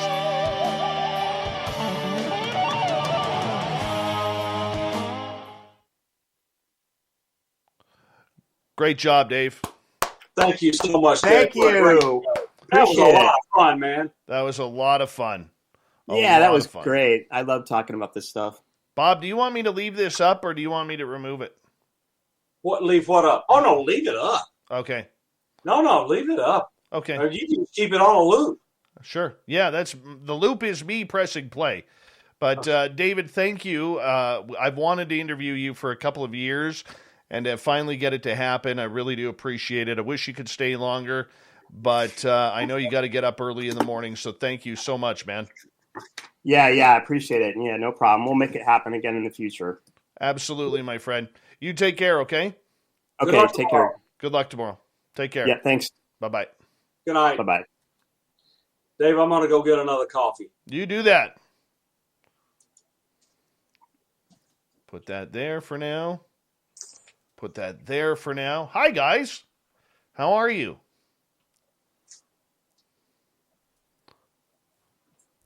I wonder what's with the flat earthers trying to crash the chat room tonight. I really wonder.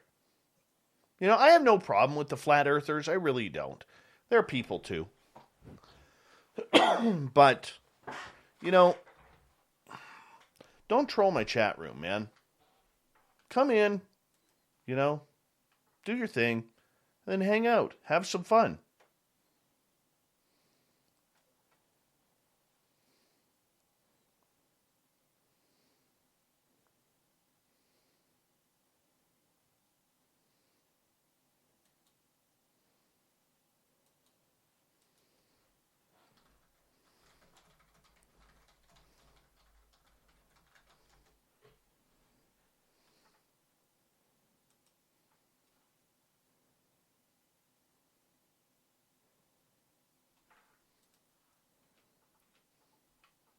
Hey, Greg Moyes, thank you so much for that super chat. Really do appreciate it.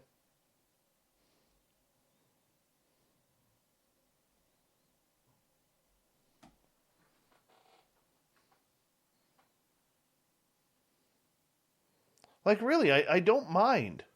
I don't mind them coming on in, hanging out. Yeah, I know I have to, PBR. I know which light it is, too. I got to move it up a little bit. Like, I really don't mind them coming on in. I really don't. But I just, you know, the trolling I can't handle. Oh, Miss Dill Pickles is on the final countdown. Do-do-do-do. Do-do-do-do-do. Do-do-do-do. Hey, Logan, how are you?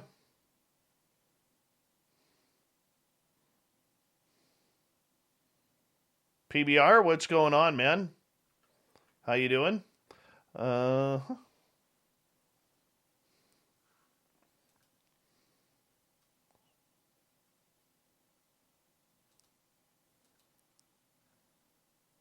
Derek on Twitter. How's the Snarkettes? Please let us know.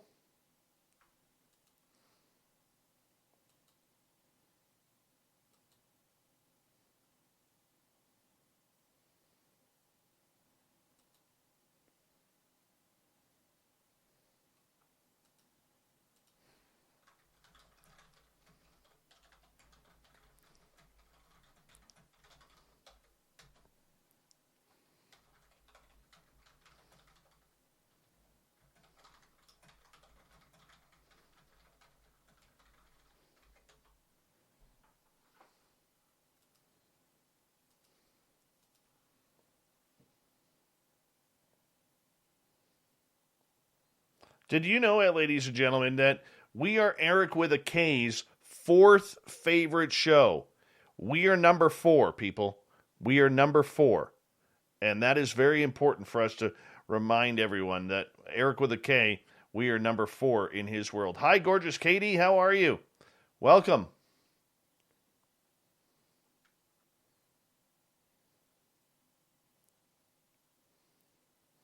I have known that since the balloon photo came out. I was actually on the phone with Tim McMillan when that happened. We were talking about that photo. I know he has seen that. PBR, I will never let that go. Hey, a big thank you. We're just waiting for Science Bob to return here. Big thank you to Dirty Filth, Mandingo, Science Bob, Mike, Greg, Catfish ×2, Dave, Bobby, Jules, and Wagon for the amazing super chats. Here we go.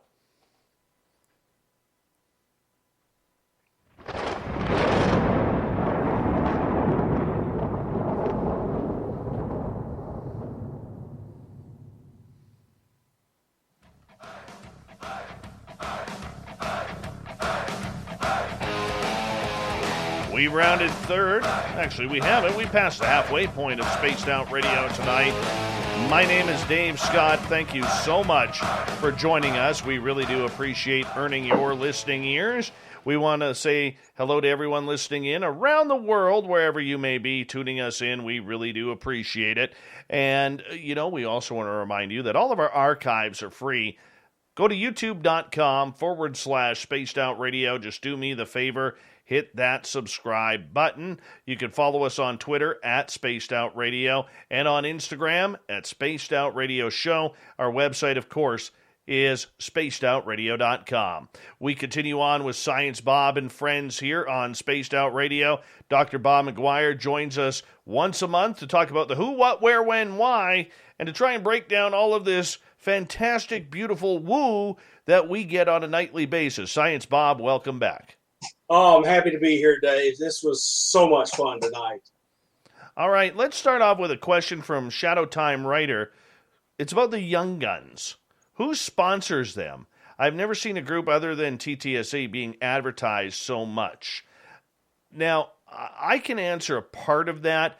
I don't think they are sponsored, okay? And I'll be honest, early on, I did wonder if some of them were bought and paid for in regards to, the information that they were getting and putting out. However, I think what we are seeing is a new, more aggressive, social media savvy breed of researchers that puts everything out in public on UFO Twitter.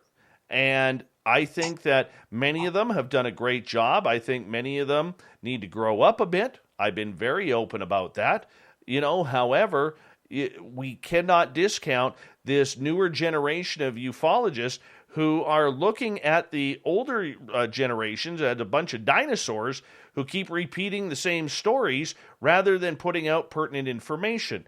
Now, the only flaw, or one of the flaws that I see with many in UFO Twitter land and the Young Guns, is that they are quick to agree with everything that people say. They don't ask a lot of tough questions. They want to be everybody's friend rather than get down and dirty. It's okay to get dirty for a little bit. Bob, what do you think? So they're very young, very enthusiastic, and I agree that over time, they're going to grow older just like the rest of us have.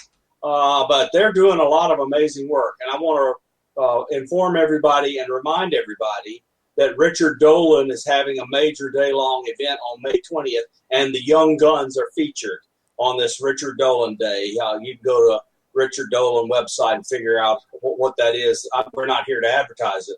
But the Young Guns are being picked up by a lot of the old guard, and because they have lots of energy, they investigate everything.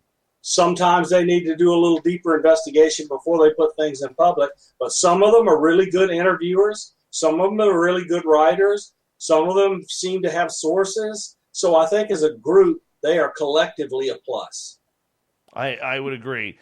Science Bob, one of the stories that popped up over the last couple of days, and it really took flight yesterday, is former Disney actress and pop singer Demi Lovato, who has recently, over the last few months, been spending time working on CE5 contact with the controversial Dr. Stephen Greer. Well, she has a new UFO show coming out on Peacock Television down in the United States. The episodes are currently being filmed. I was informed today about it, and one of the people that I talked to who happens to be involved with that show says it's going to be a little bit different than what everybody expects. However, I'm curious to get your opinion, and I want to spend some time.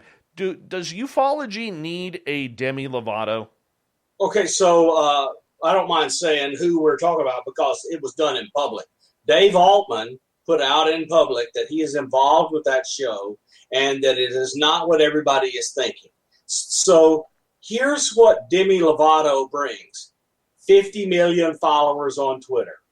And if a person like Demi Lovato takes a responsible approach to bringing out discussion and information and attracts high-quality people to come and talk and interact and tell us things and show us evidence, it can be a great plus. But since we don't know, we don't even have a trailer yet. We don't even have snippets. So we don't really understand what the showrunners have in mind. So Demi Lovato is a big name. She could be a big plus. We just have to wait and see. So I saw some video of her out at Joshua Tree with Stephen Greer, and she is truly into this. So hopefully that enthusiasm is tempered by people advising her and interacting with her, and we get good things out of it because the field could use something good. I have no problem with her, and I was kind of debating this on last night's show, whether it's a good thing or not for ufology. I think popularity-wise, the more people and the more people with major followers on social media, like Demi Lovato on Twitter, for instance, she has 55.4 million followers. That gets a good message out. But the one thing that I am very concerned about is it seems like when actors or actresses or musicians' careers all of a sudden go a little bit rocky or a little bit stagnant, we all of a sudden find them on some paranormal show. We all of a sudden find them on some UFO show, trying to all of a sudden, capture some sort of glitter of attention through the paranormal or supernatural. And I don't know if, with her lack of experience and basically only following Dr. Stephen Greer, on whether or not that she has done a lot of research on this. And I talked to Dave Altman about it earlier today. I said, is she going to be doing interviews?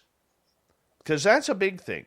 Is she going to be doing interviews, or are we going to have some glam piece in Vanity Fair about her seeing a UFO, and that's the type of coverage we're going to get? Because I think that when we see people just jump into this field and all of a sudden they're players in the field and people look at them as so-called quote-unquote experts, I think it's dangerous for the real work and the boots on the ground that's being done. So look, I found Blue Book entertaining on the History Channel. It was entertaining, but it had crap all to do with the actual historical facts of Hynek's life and the things Hynek and Jacques Vallée and the other researchers did trying to gather evidence at Blue Book. So if it's anything like that, it'll be bad. So the showrunners are going to want to try to make a big splash and capitalize on her popularity to get high viewership. Well, you can't get high viewership if you bore people with dull facts. And I'm worried about how the narratives that will be displayed will be shaped to titillate and draw a large audience. I'm just worried that it could be rotten. Hopefully it will not be rotten. Hopefully Demi Lovato has some excellent people around her and they will do great things. And so, it could be like William Shatner or somebody like that that's run these shows, Samuel L. Jackson, etc., had these shows about strange things and paranormal things where they were the host, they were the MC, but the actual people having the experiences were the actual story. Hopefully the showrunners do something like that. We'll have to wait and see. Well, I got told by someone very, very involved in this subject, and I'll keep this person's name quiet for right now, that they were aiming and targeting very, very popular people.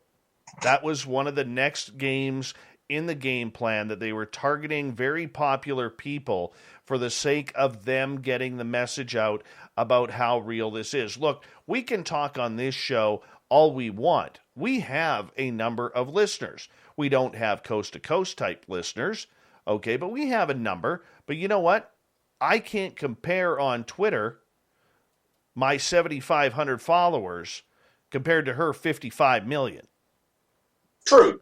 Okay. That's all true. So Grant Cameron has this top drawer, top shelf, major Hollywood family member who has daily experiences. So if that person will come out completely and tell the story and show the evidence to Demi Lovato, that would be a great thing, because Grant hasn't gotten this person on the air yet. If that happens, that'll be great. So if we get a lot of A-list celebrities who have seen things and have stories to tell, and Demi Lovato and the showrunners do a good job of it, that could be a plus. But it can't only be that, in my opinion, and do us any real good. But I hope it's legit. I really do, because this field has been craving this much momentum for a long time, Science Bob, and we don't want to run off the rails because somebody wants to play ufologist on television. That is my only concern. Yeah, yes. So Demi Lovato is kind of in betwixt and in between. She has a controversy going on with this yogurt company, but apparently NBC does not think this is a really big deal, that she can overcome it and it won't be a problem. So they're going to put her on Peacock. It's not like they're going to put her on NBC TV primetime. It's going to be on Peacock. So you got to stream it. Very true. Very true. All right. So let's talk a little bit about the UFO incidents that are coming up. Every day we seem to see something more happening in the world of ufology.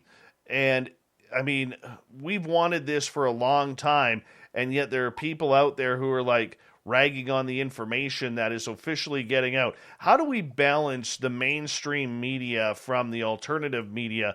Because those who are used to listening to shows like this about the alternative and getting the deeper information, some of them are actually having troubles with all the stuff that's trying to get out there on the mainstream. How do you deal with both?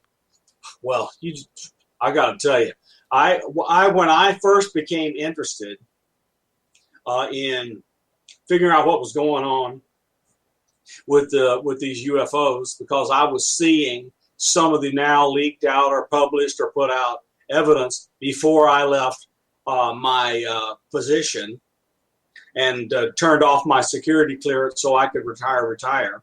I saw a lot of stuff, and so I began investigating, and I just had to wade through and find reasonable people that were widely respected, who authored things that were worth reading, who had opinions that had withstood the test of time, and that was my guide. I followed people and read what they wrote and followed their writings and their videos, etc., until I got a sense of who was telling us something worth listening to, and I just had to learn how to filter it by doing research. And then not everybody has time to do that or has the experience at doing that kind of research. So it's best if we have these stories, in my opinion, filtered for us by people who have the kind of necessary tools to filter stuff through research for them. And they have to find people they trust. Okay. If we look into the UFO subject, previously to this, we were really wanting about the technology. It was all about the technology. For the last 2 years, all we were really hearing, Bob, was about, the propulsion systems, the anti-gravity systems, the way these craft could break the sound barrier without making a sound, or go from, sea level to 40,000 feet in under 1 second. I mean, this is what we were hearing all about. Now the tune seems to be changing towards the military side about whether or not, we're being invaded in our military airspaces around North America. Has the program shifted, in your opinion? Okay, so put the video back up. Sure. Look, the United States military, along with our allies, see stuff like this, and they have only one assumption they can make. They have to look constantly to assess whether or not it's a threat. And from what we're hearing in the media that is around other countries that are our adversaries, you could go online and find all sorts of stuff. When the People's Republic of China and the Russian military and so forth are all seeing these kinds of things. It's everywhere. And to me, what you're seeing right there right now is that ship is being surveilled. It's having reconnaissance done on it. And until we know why they are doing this reconnaissance over these military vessels, we just don't know the answer. Now, what is one of the more interesting things about this particular incident with the kid, et cetera, and these other destroyers? Not one of them's nuclear. These are not nuclear vessels. So that means that they are not only attracted to these vessels because they're nuclear. That is unless right under the kid there is a nuclear submarine. But we won't know because we can't see below the water. But maybe these things can. But look, I'm telling you, the military is looking at this, trying to assess whether or not these things are doing reconnaissance in preparation for an attack. Because that's their job.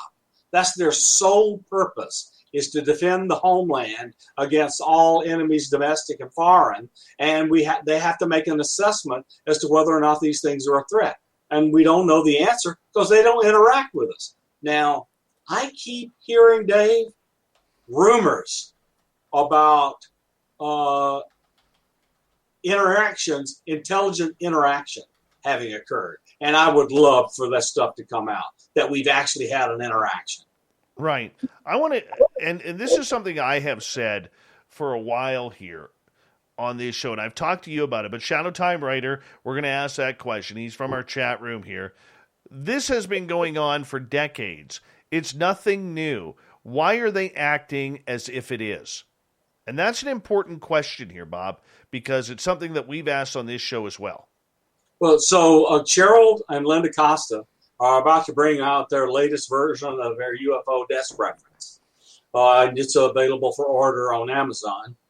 And I know what's in it because I wrote the preface. Okay, so the rate of occurrence of these observations over ships, over military installations, over cities, over nuclear power plants, over all sorts of things is really going up. It's really going up. So something is happening and we don't know the answer. And I think this is part of why now is the rate of incursions over all sorts of installations, cities with impunity. Like they don't even care if you see them. Has got awakened some interest in what's going on to the point where the ranking minority member on the Senate Select Committee for Intelligence will talk about UFOs every time he's asked, and it's just things are different. They are not as before. Those things are not in hiding, and the government realizes that everybody and their brother has a high-tech piece of surveillance equipment in their pocket. And they're going to take these videos and make sound recordings, and these things are going to get out. And pretty soon, it'll be a tidal wave of evidence that something's going on, and governments will have to answer the question Are these things a threat? And if not, what do they want? I has asking, and we got about 4.5 minutes here. Bob, what does interaction mean in this context? Like Greer's laser blinking responses, etc.? No, what I'm talking about is intelligent interaction in both directions. That's the rumor. And I don't have any personal information or anything else other than I'm hearing that a lot and from different places.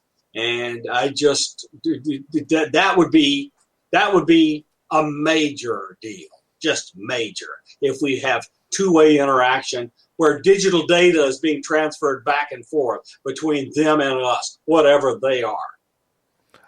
I still think that a date, Bob, has been set. And we can get into this in the next half hour when we get more audience questions or whatever. But we got about 3 minutes here to go. I still think a date has been set, Bob. And that's the reason why that we are in a rush here. I think we've been contacted. I don't mind going on record on that. I may sound like I'm full of woo. I may sound like I'm making up stuff. I don't have any proof whatsoever, but reading between the lines, it just makes sense to me. Do you think that we have been contacted with a date, and that's why we're going to see all of this and more coming up here very soon? So that would be an excellent explanation for why the Senate Select Committee on Intelligence wrote part of a funding bill that has now set a date for a report from the Pentagon and the intelligence community, and that will be run through the Director of National Intelligence Office and then handed off to Senate Committee on Intelligence and the House Committee for Intelligence and the Armed Services Committee. So it smells like you're right, and I am certain that you, like me, have had people say that is true. And but we, again, you and I don't have evidence. All we can do is hope that it is true, that we learn things we don't know, and that it's not bad things that have been hidden from us. It also gets us out of having to tell about the past. It's true. Absolutely true. All right.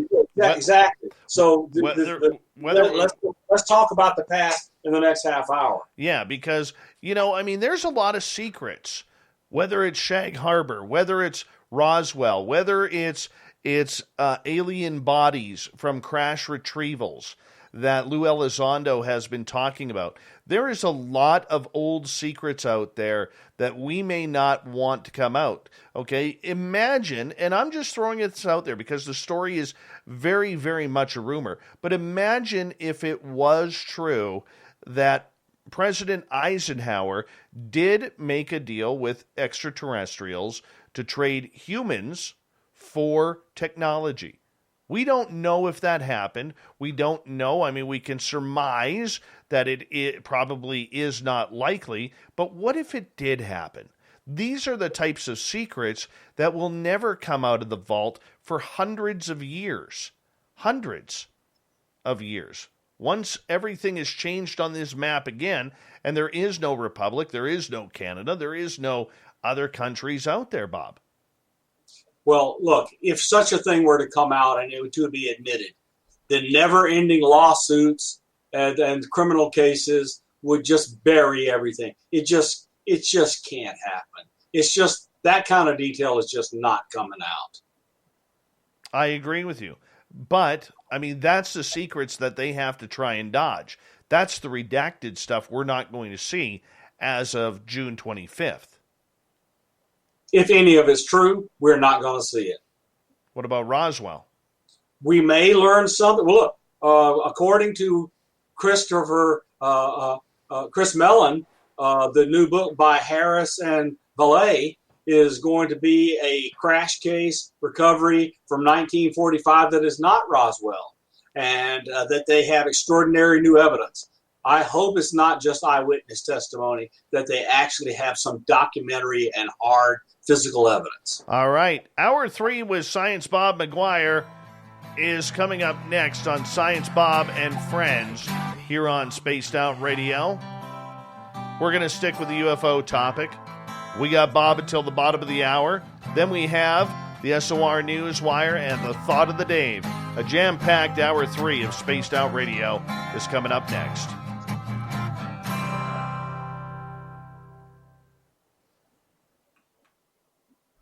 All right, I'm just going to run out. I'll be right back.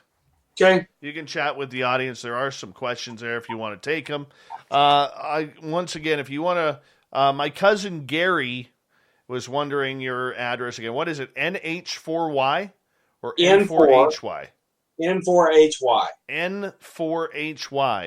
If you want to talk on shortwave radio with Science Bob. What on your shortwave radio? Yes. Okay, so the world is there. Yes, the world will be a different place if we are told they are here. That's absolutely true. But it's funny to me, Nicola. The funny thing is nobody trusts the government, and everybody's waiting on hearing from the government. It's just, it's cognitive dissonance. No one trusts the government, but everybody wants to hear from the government. And, well, I hope we hear from the government. So there you go. See.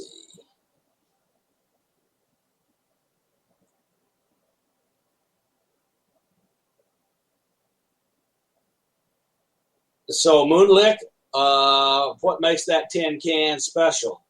Well, it's one of our armed vessels, and so if they want to come down and have a chit chat, they want to have an idea of what they're going to be facing when they get here, and to see if they're immune to it.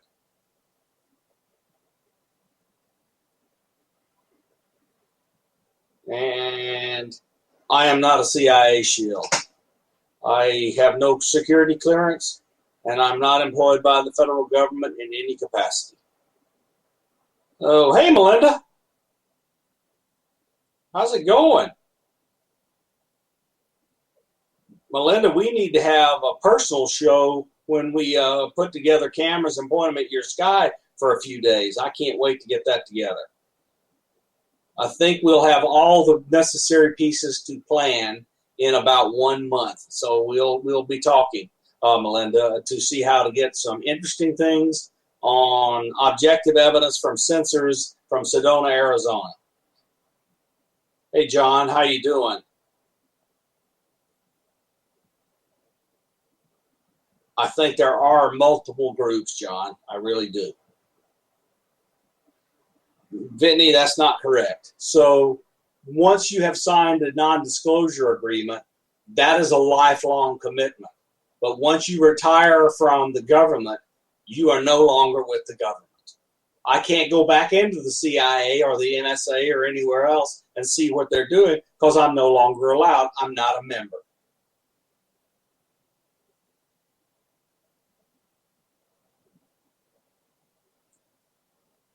I've heard all sorts of rumors about the Navy, and the Navy's, I'm going to tell you, they're being pretty open.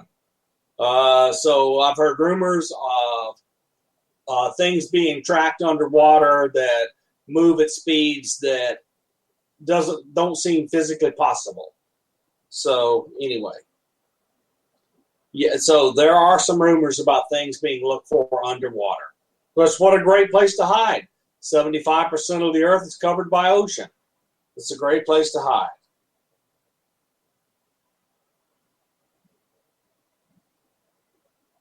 Well, Tiny Squish, what the United States government has passed through its legislature and been signed by the president says the government will produce a unclassified truthful report. Now, does that mean it'll be complete? No.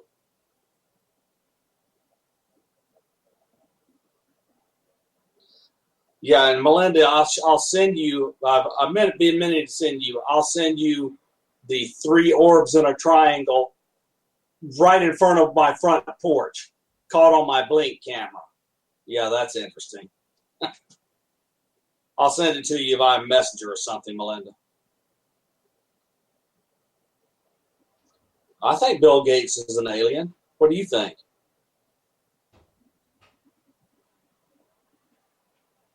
I know absolutely nothing about Valiant Thor other than I've seen all those writings, and I've seen the pictures of what is ostensibly Valiant Thor, but I don't know how he can come from Venus. I don't know. I can't make heads nor tails of that. But he certainly, the story is, he was housed inside the Pentagon until he decided to go home. All right. Let's save the rest of the questions for the next half hour. Got it. Which one did you get up to? Oh, I don't know. I'm beyond proud of the Navy hold. No, I got up through, is Bill Gates an alien? I got, why did so many people assume it isn't one group, it's multiple groups, from John Hudson. I answered a bunch of them. Nice. I just started recurring and went backwards. Cool. Works for me. All right. If you get a message from Cousin Gary on your shortwave there, radio, that's Cousin Gary. That's Wascally Wobbit on the radio. Mm-hmm. That looks like moonshine day. I wish. I wish. I want to say a big thank you to you, Science Bob. You not only come on this show, but you support us with Super Chats. So thank you so much. Big thanks to Mike, to Greg, to Catfish ×2, Wagon Breath, Dirty Filth, Mandingo, Bobby, Gorgeous Jules, and Dave for the amazing Super Chats. Thank you so much to everybody who supports us on a nightly basis. We really do appreciate it, and it's a good way to support what we do on a nightly basis. And thank you to all of our new subscribers, and of course, to all the veterans who are listening to this show. We appreciate each and every one of you, and we're going to get going here right now.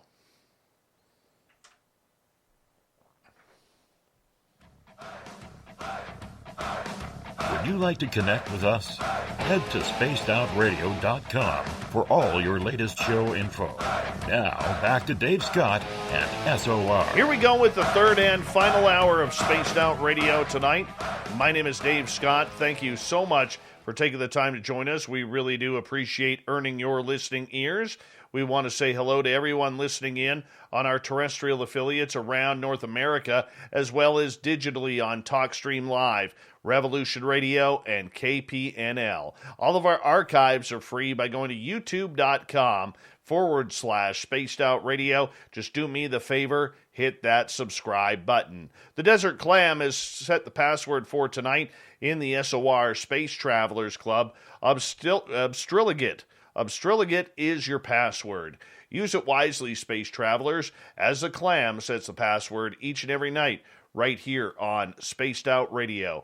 Our website is spacedoutradio.com, where we have a plethora of features for you, including rocking out to Bumblefoot and reading up on Captain Shirk's SOR Newswire. Follow us on Twitter at Spaced Out Radio and on Instagram at Spaced Out Radio Show. We continue on with Science Bob and friends. Dr. Bob McGwier is with us. We're talking UFOs all night long here on the show. Dr. Science Bob, welcome back.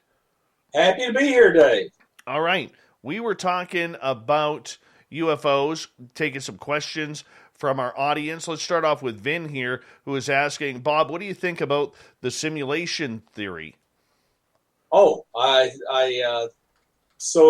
this is up in the air, but it looks like that it's possible that the universe is a simulation being run by God or the universal consciousness or whatever. That is a hypothesis for how the universe works.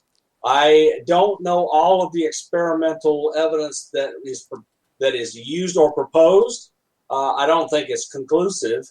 I think that there is becoming belief that we are a hologram, but it's not like the laser holograms like Princess Leia on Star Wars. It's much more complex than that, but never mind. That looks like it could be possible, where I won't go into technical detail, but it looks like that could be possible. So simulation theory is interesting, that we are a computer programming running on a universal computer. I believe that it has been pretty close to conclusively proved that if any entity has a brain like ours, that our consciousness cannot be a computer program running on it. The work of Penrose and Hameroff and others, I think, has really put a serious dent in that theory that our brains are computers and all we are is a program running on it. I think it's much more complex than that. Okay. So if we look at this as a simulation theory and we put it towards potential ET type contact, where do you think this contact is coming from? It could be coming from anywhere. Yeah. Well, I mean, whoever the programmer is can set up whatever conditions they want to get these contacts here, no, irrespective of what our physical laws say, because they're writing the program. So where do you think they're from? Inner Earth? Outer space? Are they our brethren from the future? So if you look at Jacques Vallée's hypothesis and John Keel and others, they're from, I don't think there's one flavor. I believe that it is possible that warp drive has taken alien species from nearby or either far stars and allowed them to fly here, either through robotic rovers like we send to Mars. I mean, we know a planet that's entirely populated by robots. It's Mars. Okay, so we know that's possible. And if we develop warp drive, they can build robots that could take 1,000-year journey because they don't need life support. And so they could be here en masse with their robotic rovers running around taking a look at us. Okay, so that's possible. And also there could be these interdimensionals which are traveling through wormholes or alternative universes. And now there's a hypothesis. So we believe the Big Bang for many reasons.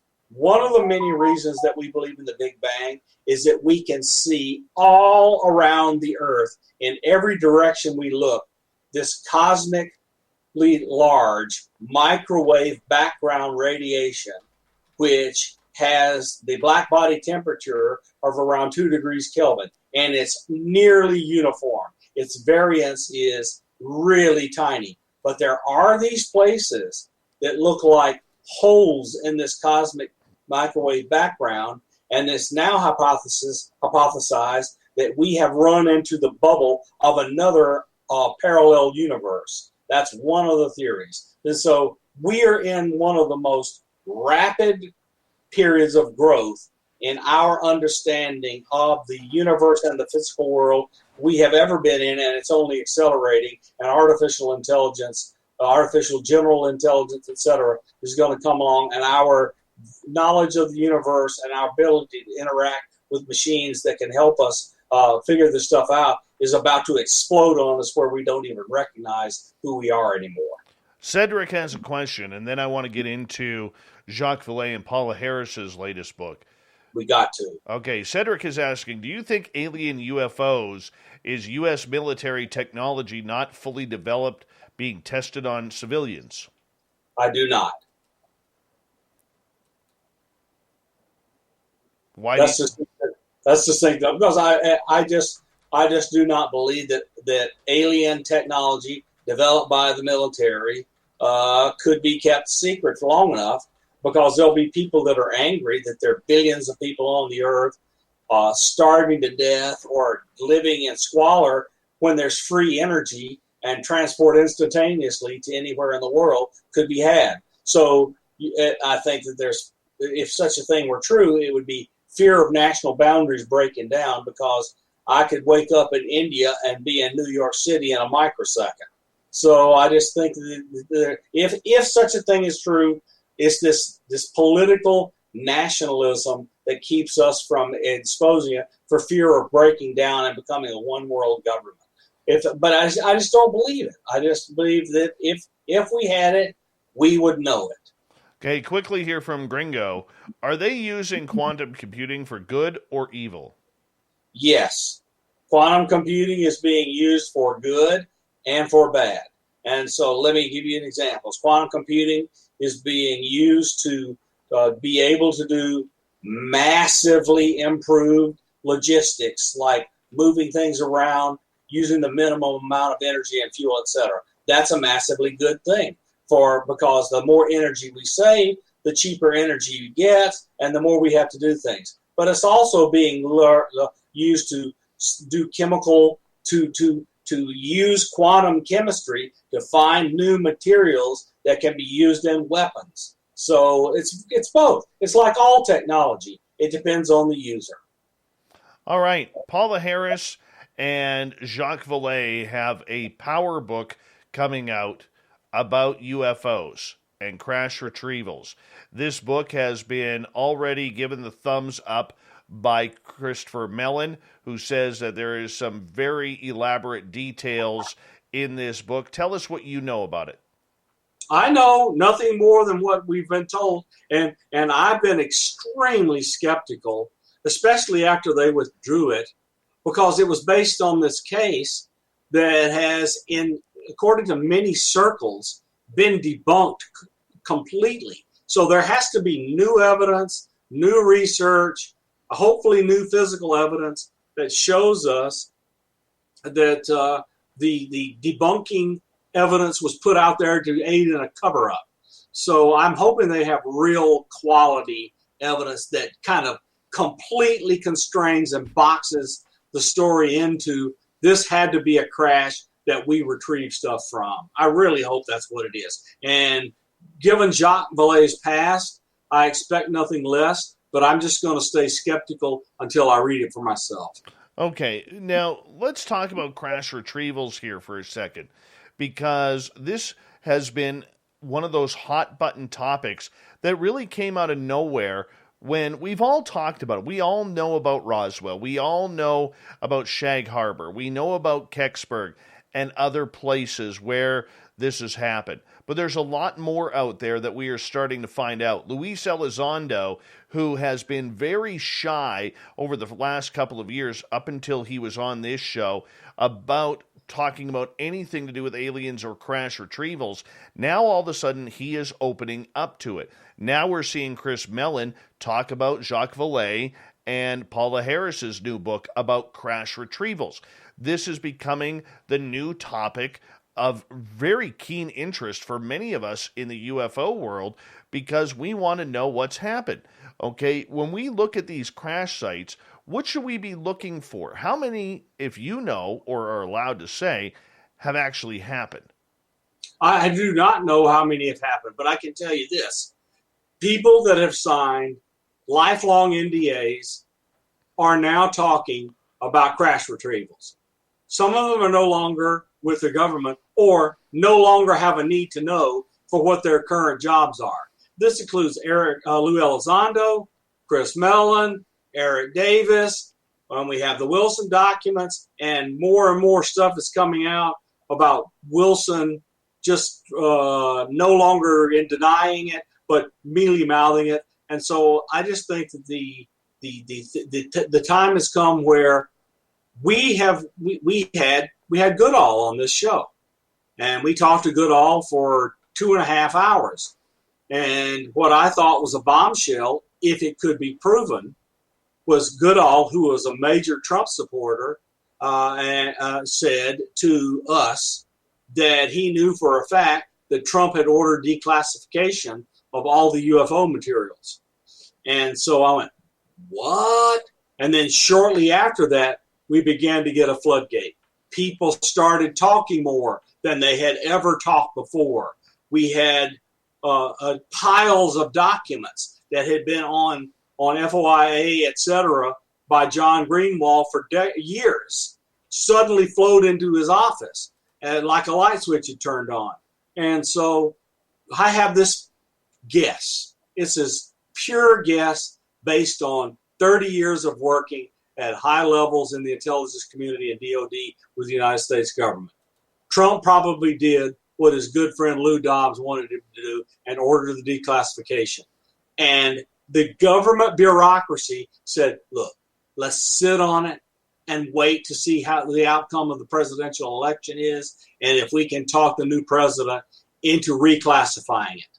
Okay? So here's what I think.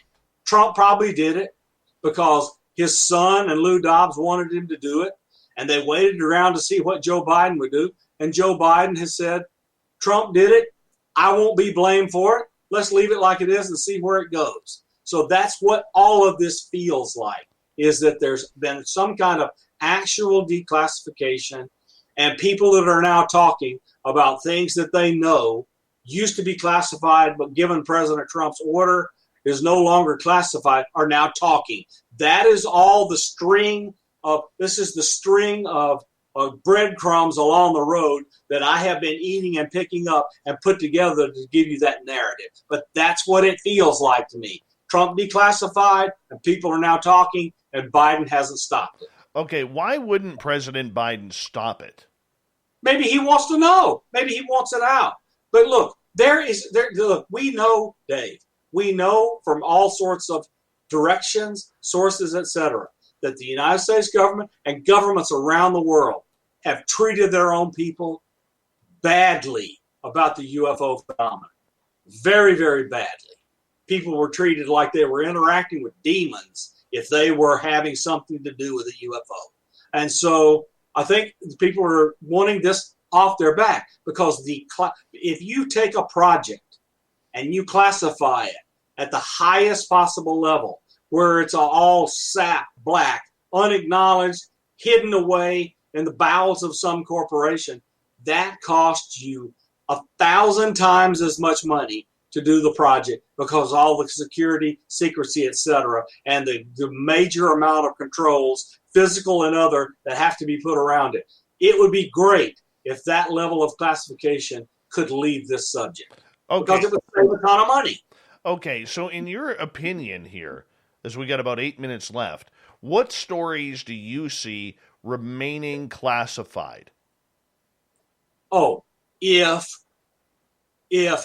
Corporation ABC had a security squad that, when they found somebody was talking about their piece of the puzzle, went out and did bad things that are illegal, or at least would cause a large civil suit. We are never going to be told those stories. Okay. What I guess where I'm trying to go with that question is, if we already have ET contact, let's say Valiant Thor is real.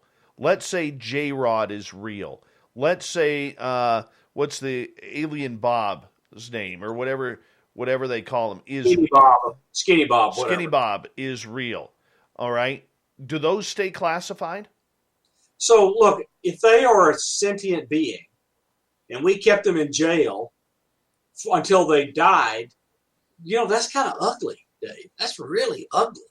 And I just don't think that kind of story will be told. If we kept Skinny Bob trapped in a cell until he died, that's not cool. And I don't think people want to talk about or admit it was done. What about, let's say, alien bodies from crash retrievals? Does that stay classified? That, I think, could possibly come out, is if we actually have alien bodies that we claim died in a crash, and we just found them laying around. That is possible. Look, if the crash materials come out, it's possible the alien bodies come out. It's possible, because there was no crime committed in them dying. What about Roswell? Oh, Dave, just go read any serious Roswell book. There were lots of infractions of people's constitutional rights around Roswell to cover it up. I don't think the details of that will ever come out. Okay. Kecksburg. I am unaware of any major constitutional infractions. I think people were scared, but I don't think people were hurt or harmed other than told to keep their mouth shut, which is unenforceable because they're talking now and nothing's happening to them. But the Acorn, if it was picked up and it's taken to Wright-Patterson Air Force Base, I hope one day we see the Acorn. What about something like the Phoenix Lights? Oh, I think we know everything we could possibly know about that, or just denying it, because I think that is one instance where if we actually have proof that a craft a mile wide floated down the state of Arizona, and the government never admitted it, that they're worried people will be scared to death. But I think now, if we know more about it, why it was here and what it was doing, we are more likely to, and we're not afraid of it, we're more likely to hear about it than if it's something bad and they're scared to tell people how bad it is. John makes an interesting comment into the chat room. Anything with liability will never come out. What's your thoughts on that? John and I are in complete agreement. Hello, John. Good to see you. Yeah, he's wearing his Stetson tonight. It's a brown Stetson. All right. Yeah. Okay, so for people who may not understand the liability factor, Bob, what do you mean by that? Well, if people who were in Roswell had threats made, property damage, all this other stuff, and their estates could have the ability to sue the federal government for things that were done to them, and those kind of civil case, you don't have statute of limitations on civil cases. You have statute of limitations on violations of law. But if someone was murdered, in most states, there's no statute of limitations. There's certainly no statute of limitations on murder in federal law. All right. Going forward here, where do you see the cover-up to open up and or to end, or where do you see it staying closed as we move forward? I believe with this report, all we're going to see is recent incidents. That's all we're going to see. We'll be shown evidence, possibly, of things that are happening recently, like 2000 forward, let's say.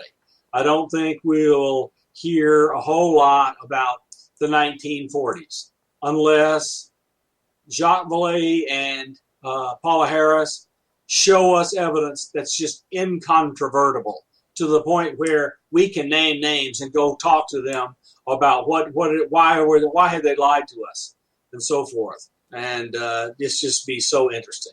I do like the stuff coming out now from Harry Reid claiming that Lockheed Martin has a ton of saucer stuff in their basement. That would be awesome if that came out.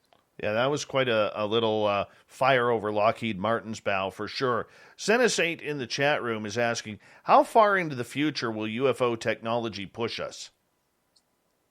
Look, we're on an extremely fast pace in growing our own homegrown knowledge. So that's a hard thing to say. So I believe once we get actual functioning quantum computers where we can do quantum chemistry, quantum physics, quantum study of physical systems, that we're rapidly going to figure out things that we didn't know before about the universe. So, but I see that happening like in the next 10 years. So, but after that, it's clear that given the descriptions we've had so far of the materials sciences that are involved in the manufacture of these things that are crashed craft, that we have a long way to go before we can manipulate things down to the quantum level and manufacture stuff. I mean, that's literally what Gary Nolan and Jacques Vallée said at the end of a television series last year, is that they were seeing materials that had been manufactured down to the atomic level. Okay, quickly here, as we got about a minute. This Sunday, 60 Minutes is going to do a large report on UFOs. We're going to see a lot of people, including Lou Elizondo, on this. What do you expect? I'm expecting us to hear the most we have heard yet from these people, because given my hypothesis about Trump declassifying stuff and Biden choosing not to reclassify it, we're going to actually hear stuff, or CBS would not actually put it on. And I'm very happy that after that show, you and I and others are going to be on with Grant Cameron in a panel discussion about what it is we've heard and what it means. Yes, and once again, we do want to say, I will get a date. We'll put it on our Twitter handle, and we will put it on our Facebook pages, that on Sunday after the 60 Minutes panel, we will be joining Grant Cameron and Nicole Sackage on one of their YouTube channels. We'll get a link for everybody to go watch that and get the panel discussion on the 60 Minutes piece they will do on UFOs this Sunday. Science Bob, thank you so much for being on Spaced Out Radio, my friend. It's always a pleasure, Dave. It's a lot of fun, and we've had some great guests. It's been a great fun. Absolutely. Science Bob and Friends happens once a month here on Spaced Out Radio, and we thank him for it. Coming up next, we have the SOR Newswire. We have the Thought of the Dave. Stay tuned. Spaced Out Radio continues right after this.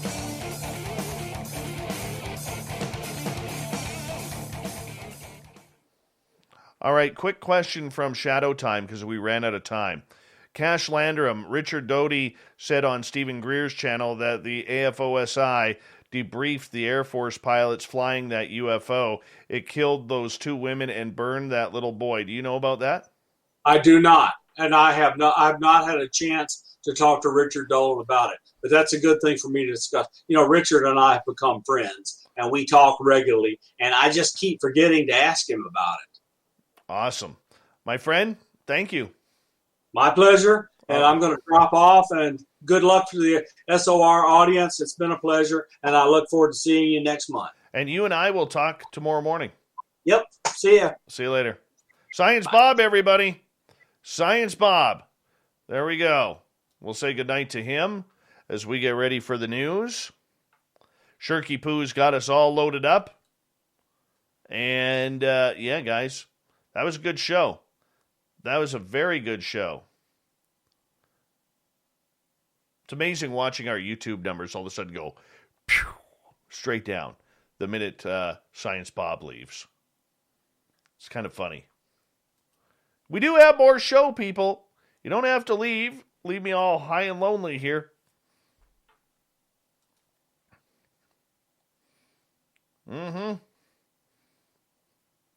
Like in the last 45 seconds, it's been like 20 people. It's kind of funny. Oh, well. Melinda, I've got you scheduled. Let me check here.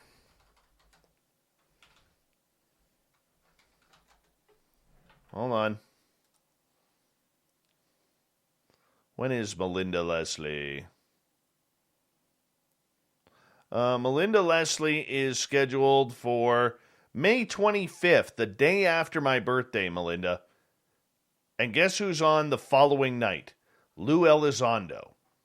Then the following night after that, Tim McMillan. We have a power week of things going on. A power week.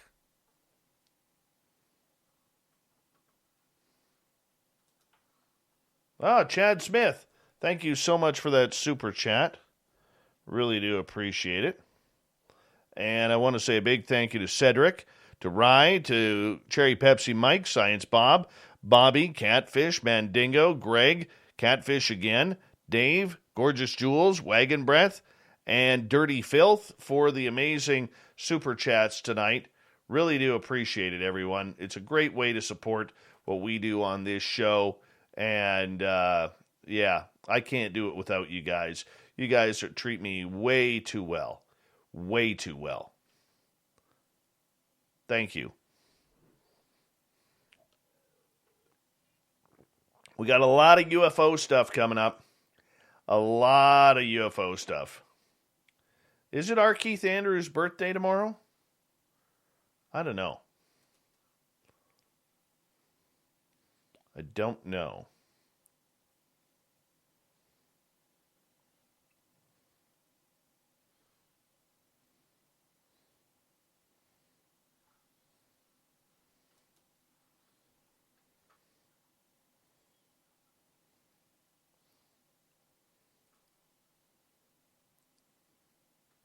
Dirty Filth, yes, I agree with you. We are going to have some hot wings.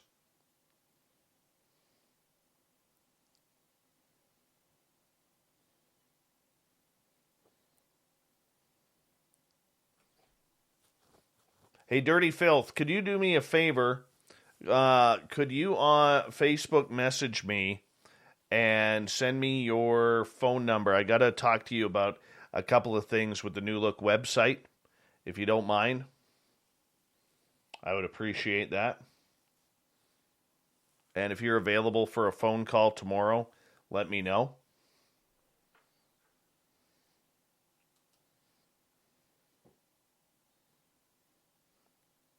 Magic 8 Ball happens on Tuesdays.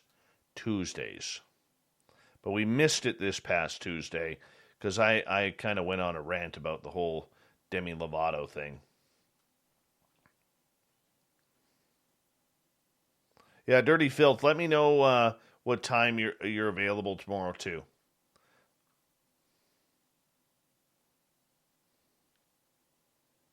Jeff Elder in the Spreaker chat. How you doing, man? Jareth Barrett and Dr. Effin Rowe in the Revolution Radio chat room. You guys are looking awfully handsome tonight. Awfully handsome. All right, here we go.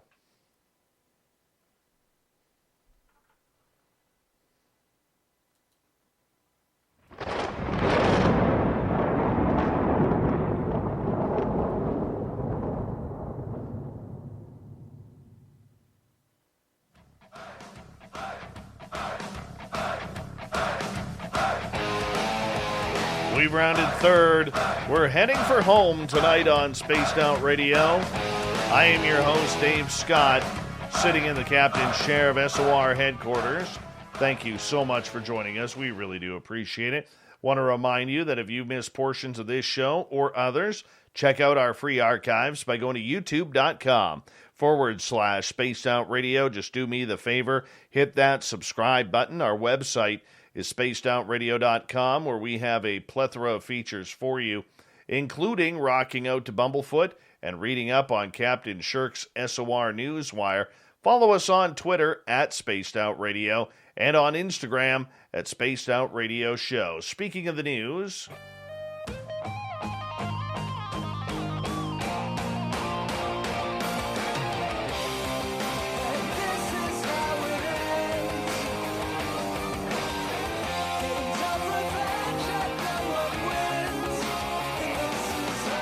the news is always changing, which is why we bring you the SOR Newswire at the back end of every show. We'll get to the weird, the strange, the wacky, and sometimes the weird?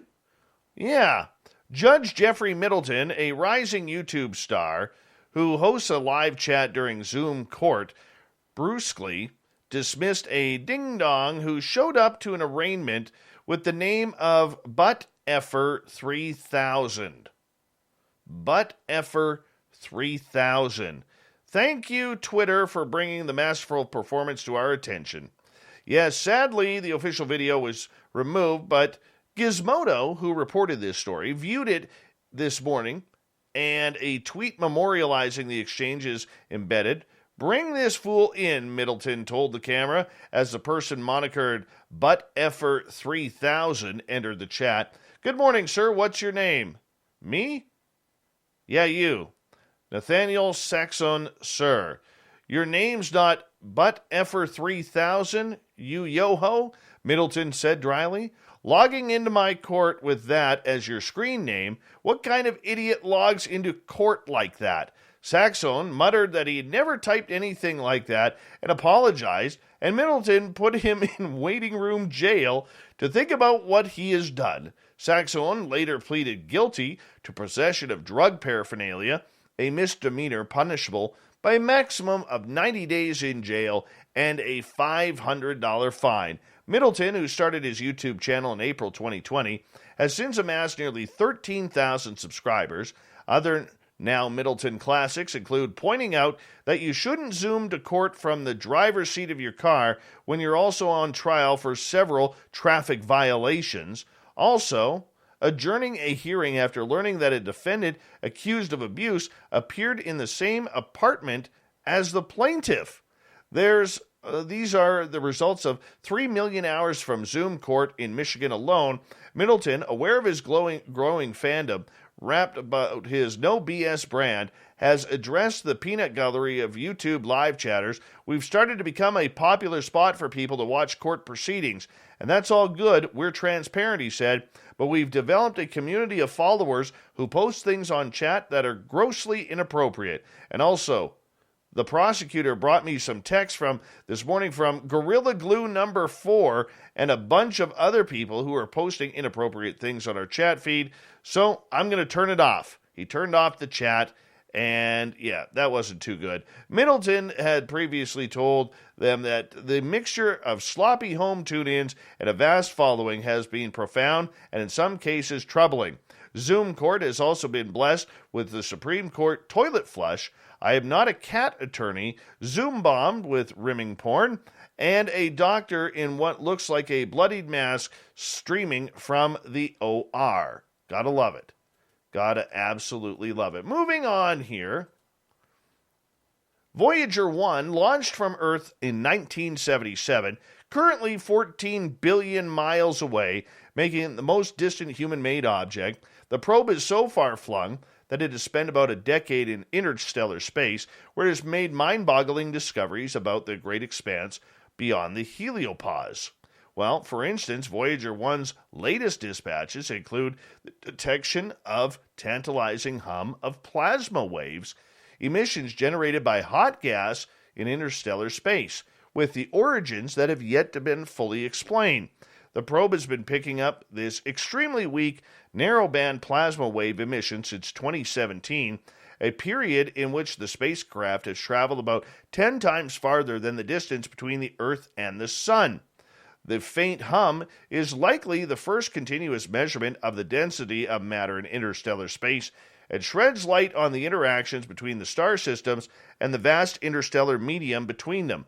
These discoveries really tell us a lot about how the interstellar medium is structured right outside of the solar system, said Stella Koch-Oker, a Cornell doctoral student in astronomy, which led the study in a call. The new signal was recorded by an instrument on the Voyagers called the Plasma Wave System, which was primarily designed to detect particle interactions within the magnetospheres of the solar system's giant planets, Jupiter, Saturn, Uranus, and Neptune.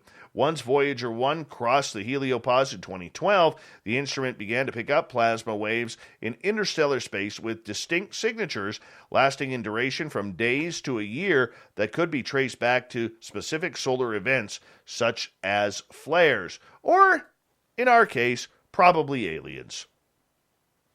A group of conservation scientists say it's time for the return of an American classic, the Jaguar. They are arguing that jaguars can and should be safely reintroduced to the United States, not only to help ensure their continued survival, but also address the injustice that led to their local demise more than 50 years ago. Jaguars are the only living big cats native to the Americas. Cougars, another native wildcat, are actually more closely related to domestic cats than tigers and other big cats. Once, the jaguar's domain reached far across South and Central America and ended up to the mountainous forests of modern-day central Arizona and New Mexico, but human hunting, some of which was sanctioned by the U.S. government, obliterated the population in the U.S. by the mid-20th century. Nowadays, the lone jaguar or two might end up in the U.S. after traveling from Mexico, but it's not that often. Conservation Science and Practice newspaper, wildlife researchers from several institutions and conservation organizations are making the case for jaguar reintroduction to their native habitats in the southwestern U.S. The jaguar lived in these mountains long before Americans did, said lead author Eric Sanderson, a senior conservation ecologist with the Wildlife Conservation Society. If done collaboratively, reintroduction could enhance the economy of this region and the ecology of this incredible part of the jaguar range. Their basic argument is that bringing back jaguars would meet all the essential criteria for reintroduction. Jaguars remain an endangered species, and reintroduction would likely increase their chances of long-term survival, partly because their native habitat in the U.S. is uniquely diverse compared to the regions where they live now. It would be safe for both the cats and people, since the scientists are proposing they be reintroduced to areas that are largely owned publicly or by indigenous tribes and are sparsely populated by humans, and it would simply restore a crucial part of the ecosystem. Hey, look what happened to Yellowstone when they reintroduced the wolves. It's amazing. I think that the jaguar needs to come back. That's just me. Even though I ain't going in the forest there because I'm a meal. Nope, not doing it. Mystic Aquarium in Connecticut is preparing for the arrival of 5 beluga whales from a zoo and amusement park here in Canada after navigating approval process on both sides of the border and overcoming legal challenges from environmental groups. Government officials from Fisheries and Oceans Canada recently approved the export of the whales from marine land in Niagara Falls to Mystic, which specializes in beluga research. That follows U.S. approval that the move was approved last September. Experts from both facilities were in Niagara Falls examining 4 female and 1 male belugas and preparing to fly them to Connecticut as early as this weekend. The whales are expected to spend a few weeks acclimating to their new environment in tanks separated by a gate from Mystic's 3 current resident belugas before being fully integrated into the 750,000-gallon habitat. Now, the whales, which range in age from 7 to 12, were born in captivity and cannot be released into the ocean. They will be leaving an overcrowded habitat with about 50 other whales and will be at the center of important research designed to benefit belugas in the wild. We have state-of-the-art veterinary care and state-of-the-art facilities, Mr. Cohn said. He is one of the researchers, Stephen Cohn. He is the Connecticut Aquarium's president and CEO. And he thinks this is a good idea. This is the largest beluga habitat in North America. They will be much better off here. Connecticut-based Friends of Animals and other activists sought to block the transport in a lawsuit last fall against the U.S. Commerce Secretary and National Marine Fisheries Services, which had approved the research permit. A federal judge in March declined to issue the injunction. Stephen Hernick, the senior attorney for Friends of Wildlife and Animals Law Protection Program, called it a heartbreaking day for the whales. The group claims the U.S. permit violates the Marine Mammal Protection Act and the National Environmental Policy Act because government officials did not adequately address the potential harm to the belugas before being moved to ballistic. All right, let's move on. In an excerpt from his upcoming book, Amazon Unbound, journalist Brad Stone has announced that the famous voice of Alexa is that of Nina Roll, a voice actress and singer based in Colorado. Characteristically secretive, Amazon has never revealed the name of the voice artist behind Alexa. I learned about her identity after canvassing the professional voiceover community, Boulder, Colorado-based voice actress and singer Nina Roll, the author wrote. Her professional website contains links to old radio ads for products such as Mott's Apple Juice and the Volkswagen Passat. And the warm timbre of Alexa's voice is unmistakable, he said. Roll said she wasn't allowed to talk to me when I reached her on the phone in February 2021. When I asked Amazon to speak with her, they declined. When asked to confirm her involvement, a representative for Roll said that, they had no idea. No, the virtual assistant, first launched in 2014 on the Amazon Echo connected speaker and was presented as a competitor for Apple's Siri. In 2013, the voice behind Siri was revealed to be voice artist Susan Bennett. Now, isn't that cool? Another mystery solved. This one's kind of weird. A grim artifact that has been on display for decades in a Georgia university has been authenticated as a human head taken from a slain enemy by an Amazonian warrior almost a century ago, and it is now on its way back to where it came from. Researchers at Mercer University in Macon said their tests showed that the shrunken head, called a santas in Amazonian languages, is genuinely shrunken, and a shrunken head made in a laborious ceremony of removing its skull and flesh, stitching shut the eyes and mouth, boiling it, then fitting it with hot sand and stones. In 2019, Mercer University repatriated the verified Tsansa to Ecuadorian consulate in Atlanta. It's not clear whether it has yet been returned to Ecuador, but the researchers said they hope it will ultimately be a part of a collection, perhaps a museum, where it will be treated properly. We wanted it to be viewed by people who could appreciate it in an appropriate context, said Mercer University chemist Adam Kiefer. This is not an oddity. This is someone's body. This is somebody's culture, and it's not ours, he said. So from our perspective, repatriation was essential, and we were very lucky that our university supported this endeavor. Shrunken heads were popular curios and keepsakes in some parts of the Western world in the 19th century, and many fakes were made to meet the demand, some of which were illicitly created from bodies taken from cemeteries and morgues. That led to justifiable concerns that the Sansa at Mercer University may have also been fake.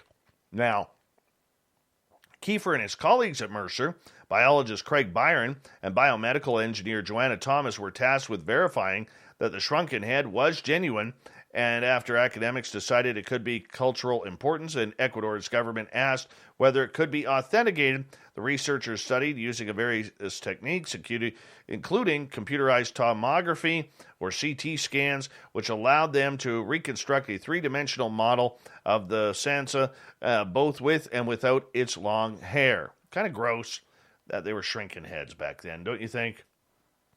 Although our listener Fap could probably use some of that. He got a big head. He really does. 3 decades after researchers recovered mastodon remains from a Nova Scotia gypsum quarry, the find is generating new insights into the species' habitat in the days before one of the elephant-like animals fell into that sinkhole and died around 75,000 years ago. Thanks to a small rock-like specimen of mastodon poo, scientists have reconstructed the animal's diet and environment, concluding the mastodon was a browser, largely staying in a forest setting, taking in shrubs and boughs, but also insects, pollen, and algae. Scott Coker, now a PhD student at the University of Alberta, led the research and is publishing the findings in the Canadian Journal of Earth Science. They gave us a new view in Nova Scotia 75,000 years ago. The plants were very similar to what we see in Nova Scotia today. Well, lots of spruce, there's birch, there's alder, and mixed forest, spruce dominant. Gosh, sounds like my area. Where we still have lots of hardwoods like oak, and also there were wetlands, still freshwater wetlands in the area. More importantly, he said, is what the mastodon accidentally consumed while browsing. Analysts revealed that the earliest known Canadian remains of a bark beetle. Also, the poo also contained remnants of freshwater sponge. Its size indicated the mastodon was feeding in late summer or early fall. We're picking up other kinds of microorganisms that all ended up being in the water or happened to be on the trees they were eating, Coker said. And so that's what's actually given us the perfect picture. Because if we were just reconstructing based on what the animal meant to consume, we were getting a real small picture of what's actually going on. Yeah, it's amazing what they can tell in poo. Amazing. Yeah, I can't believe it. And finally, leave it to the Russians, acting like Florida man. Yep, you never go wrong. So apparently, in an online discussion of the Russian Geographical Society, one of the defense ministers of Russia, Sergei Shoigu, a close ally of Russian President Vladimir Putin, suggested that they use the DNA of 3,000-year-old Scythian warriors to potentially bring them back to life. First, some background, the Scythian people, who originally came from the modern-day Iran, were nomads who traveled around Eurasia between the 9th and 2nd centuries BC, building a powerful empire that endured for several centuries before finally being phased out by competitors. Yeah, they were badass battlers as well, and now the Russians want them to become their new army of sorts. However, they will be using scythes, maces, swords, not grenades, but they'll still run into battle. Wonder what they're preparing for. Sea aliens, I tell you.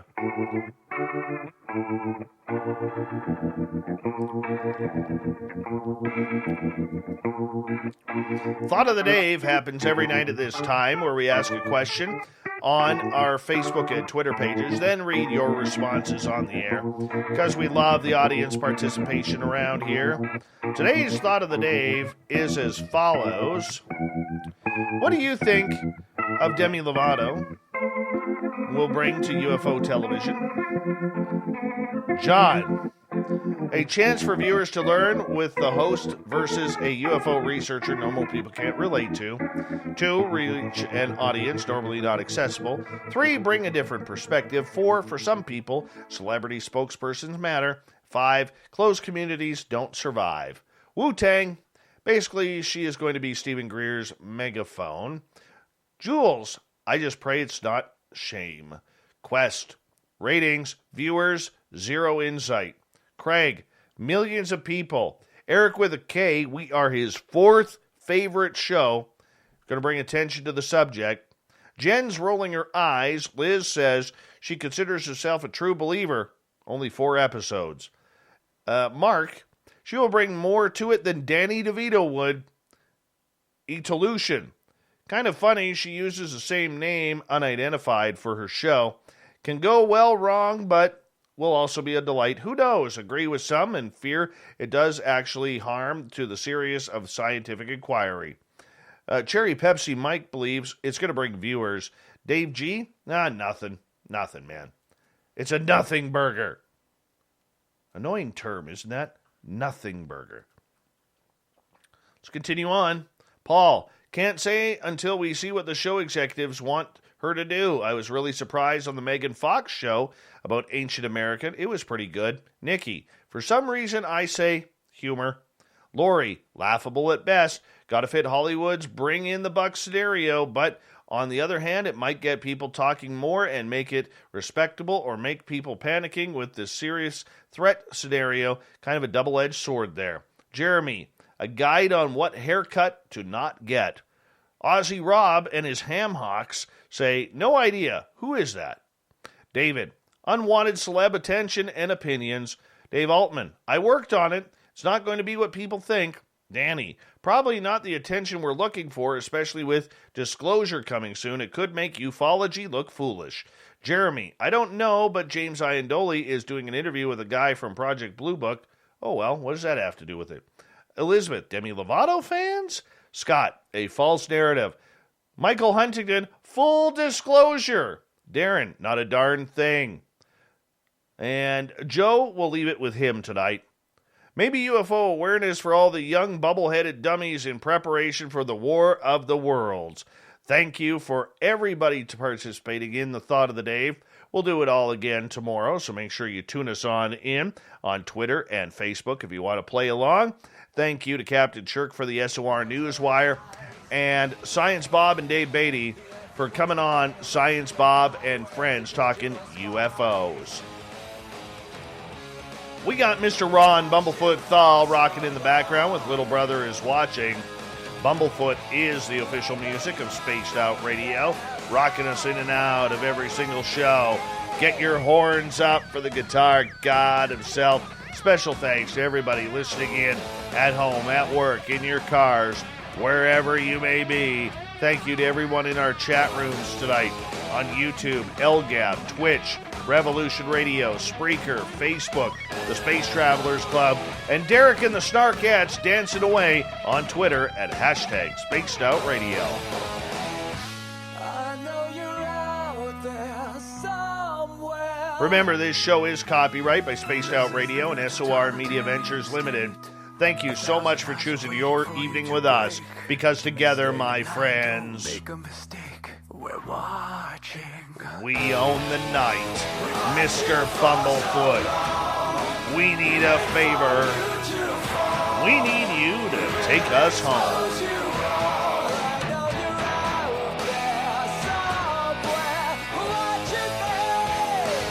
Yes, the Woo train has docked for the night. But soon, my friends, we shall ride again. Your seats are always available. Your tickets never expire. And if you want to bring a friend, we've got room for them too. Good night.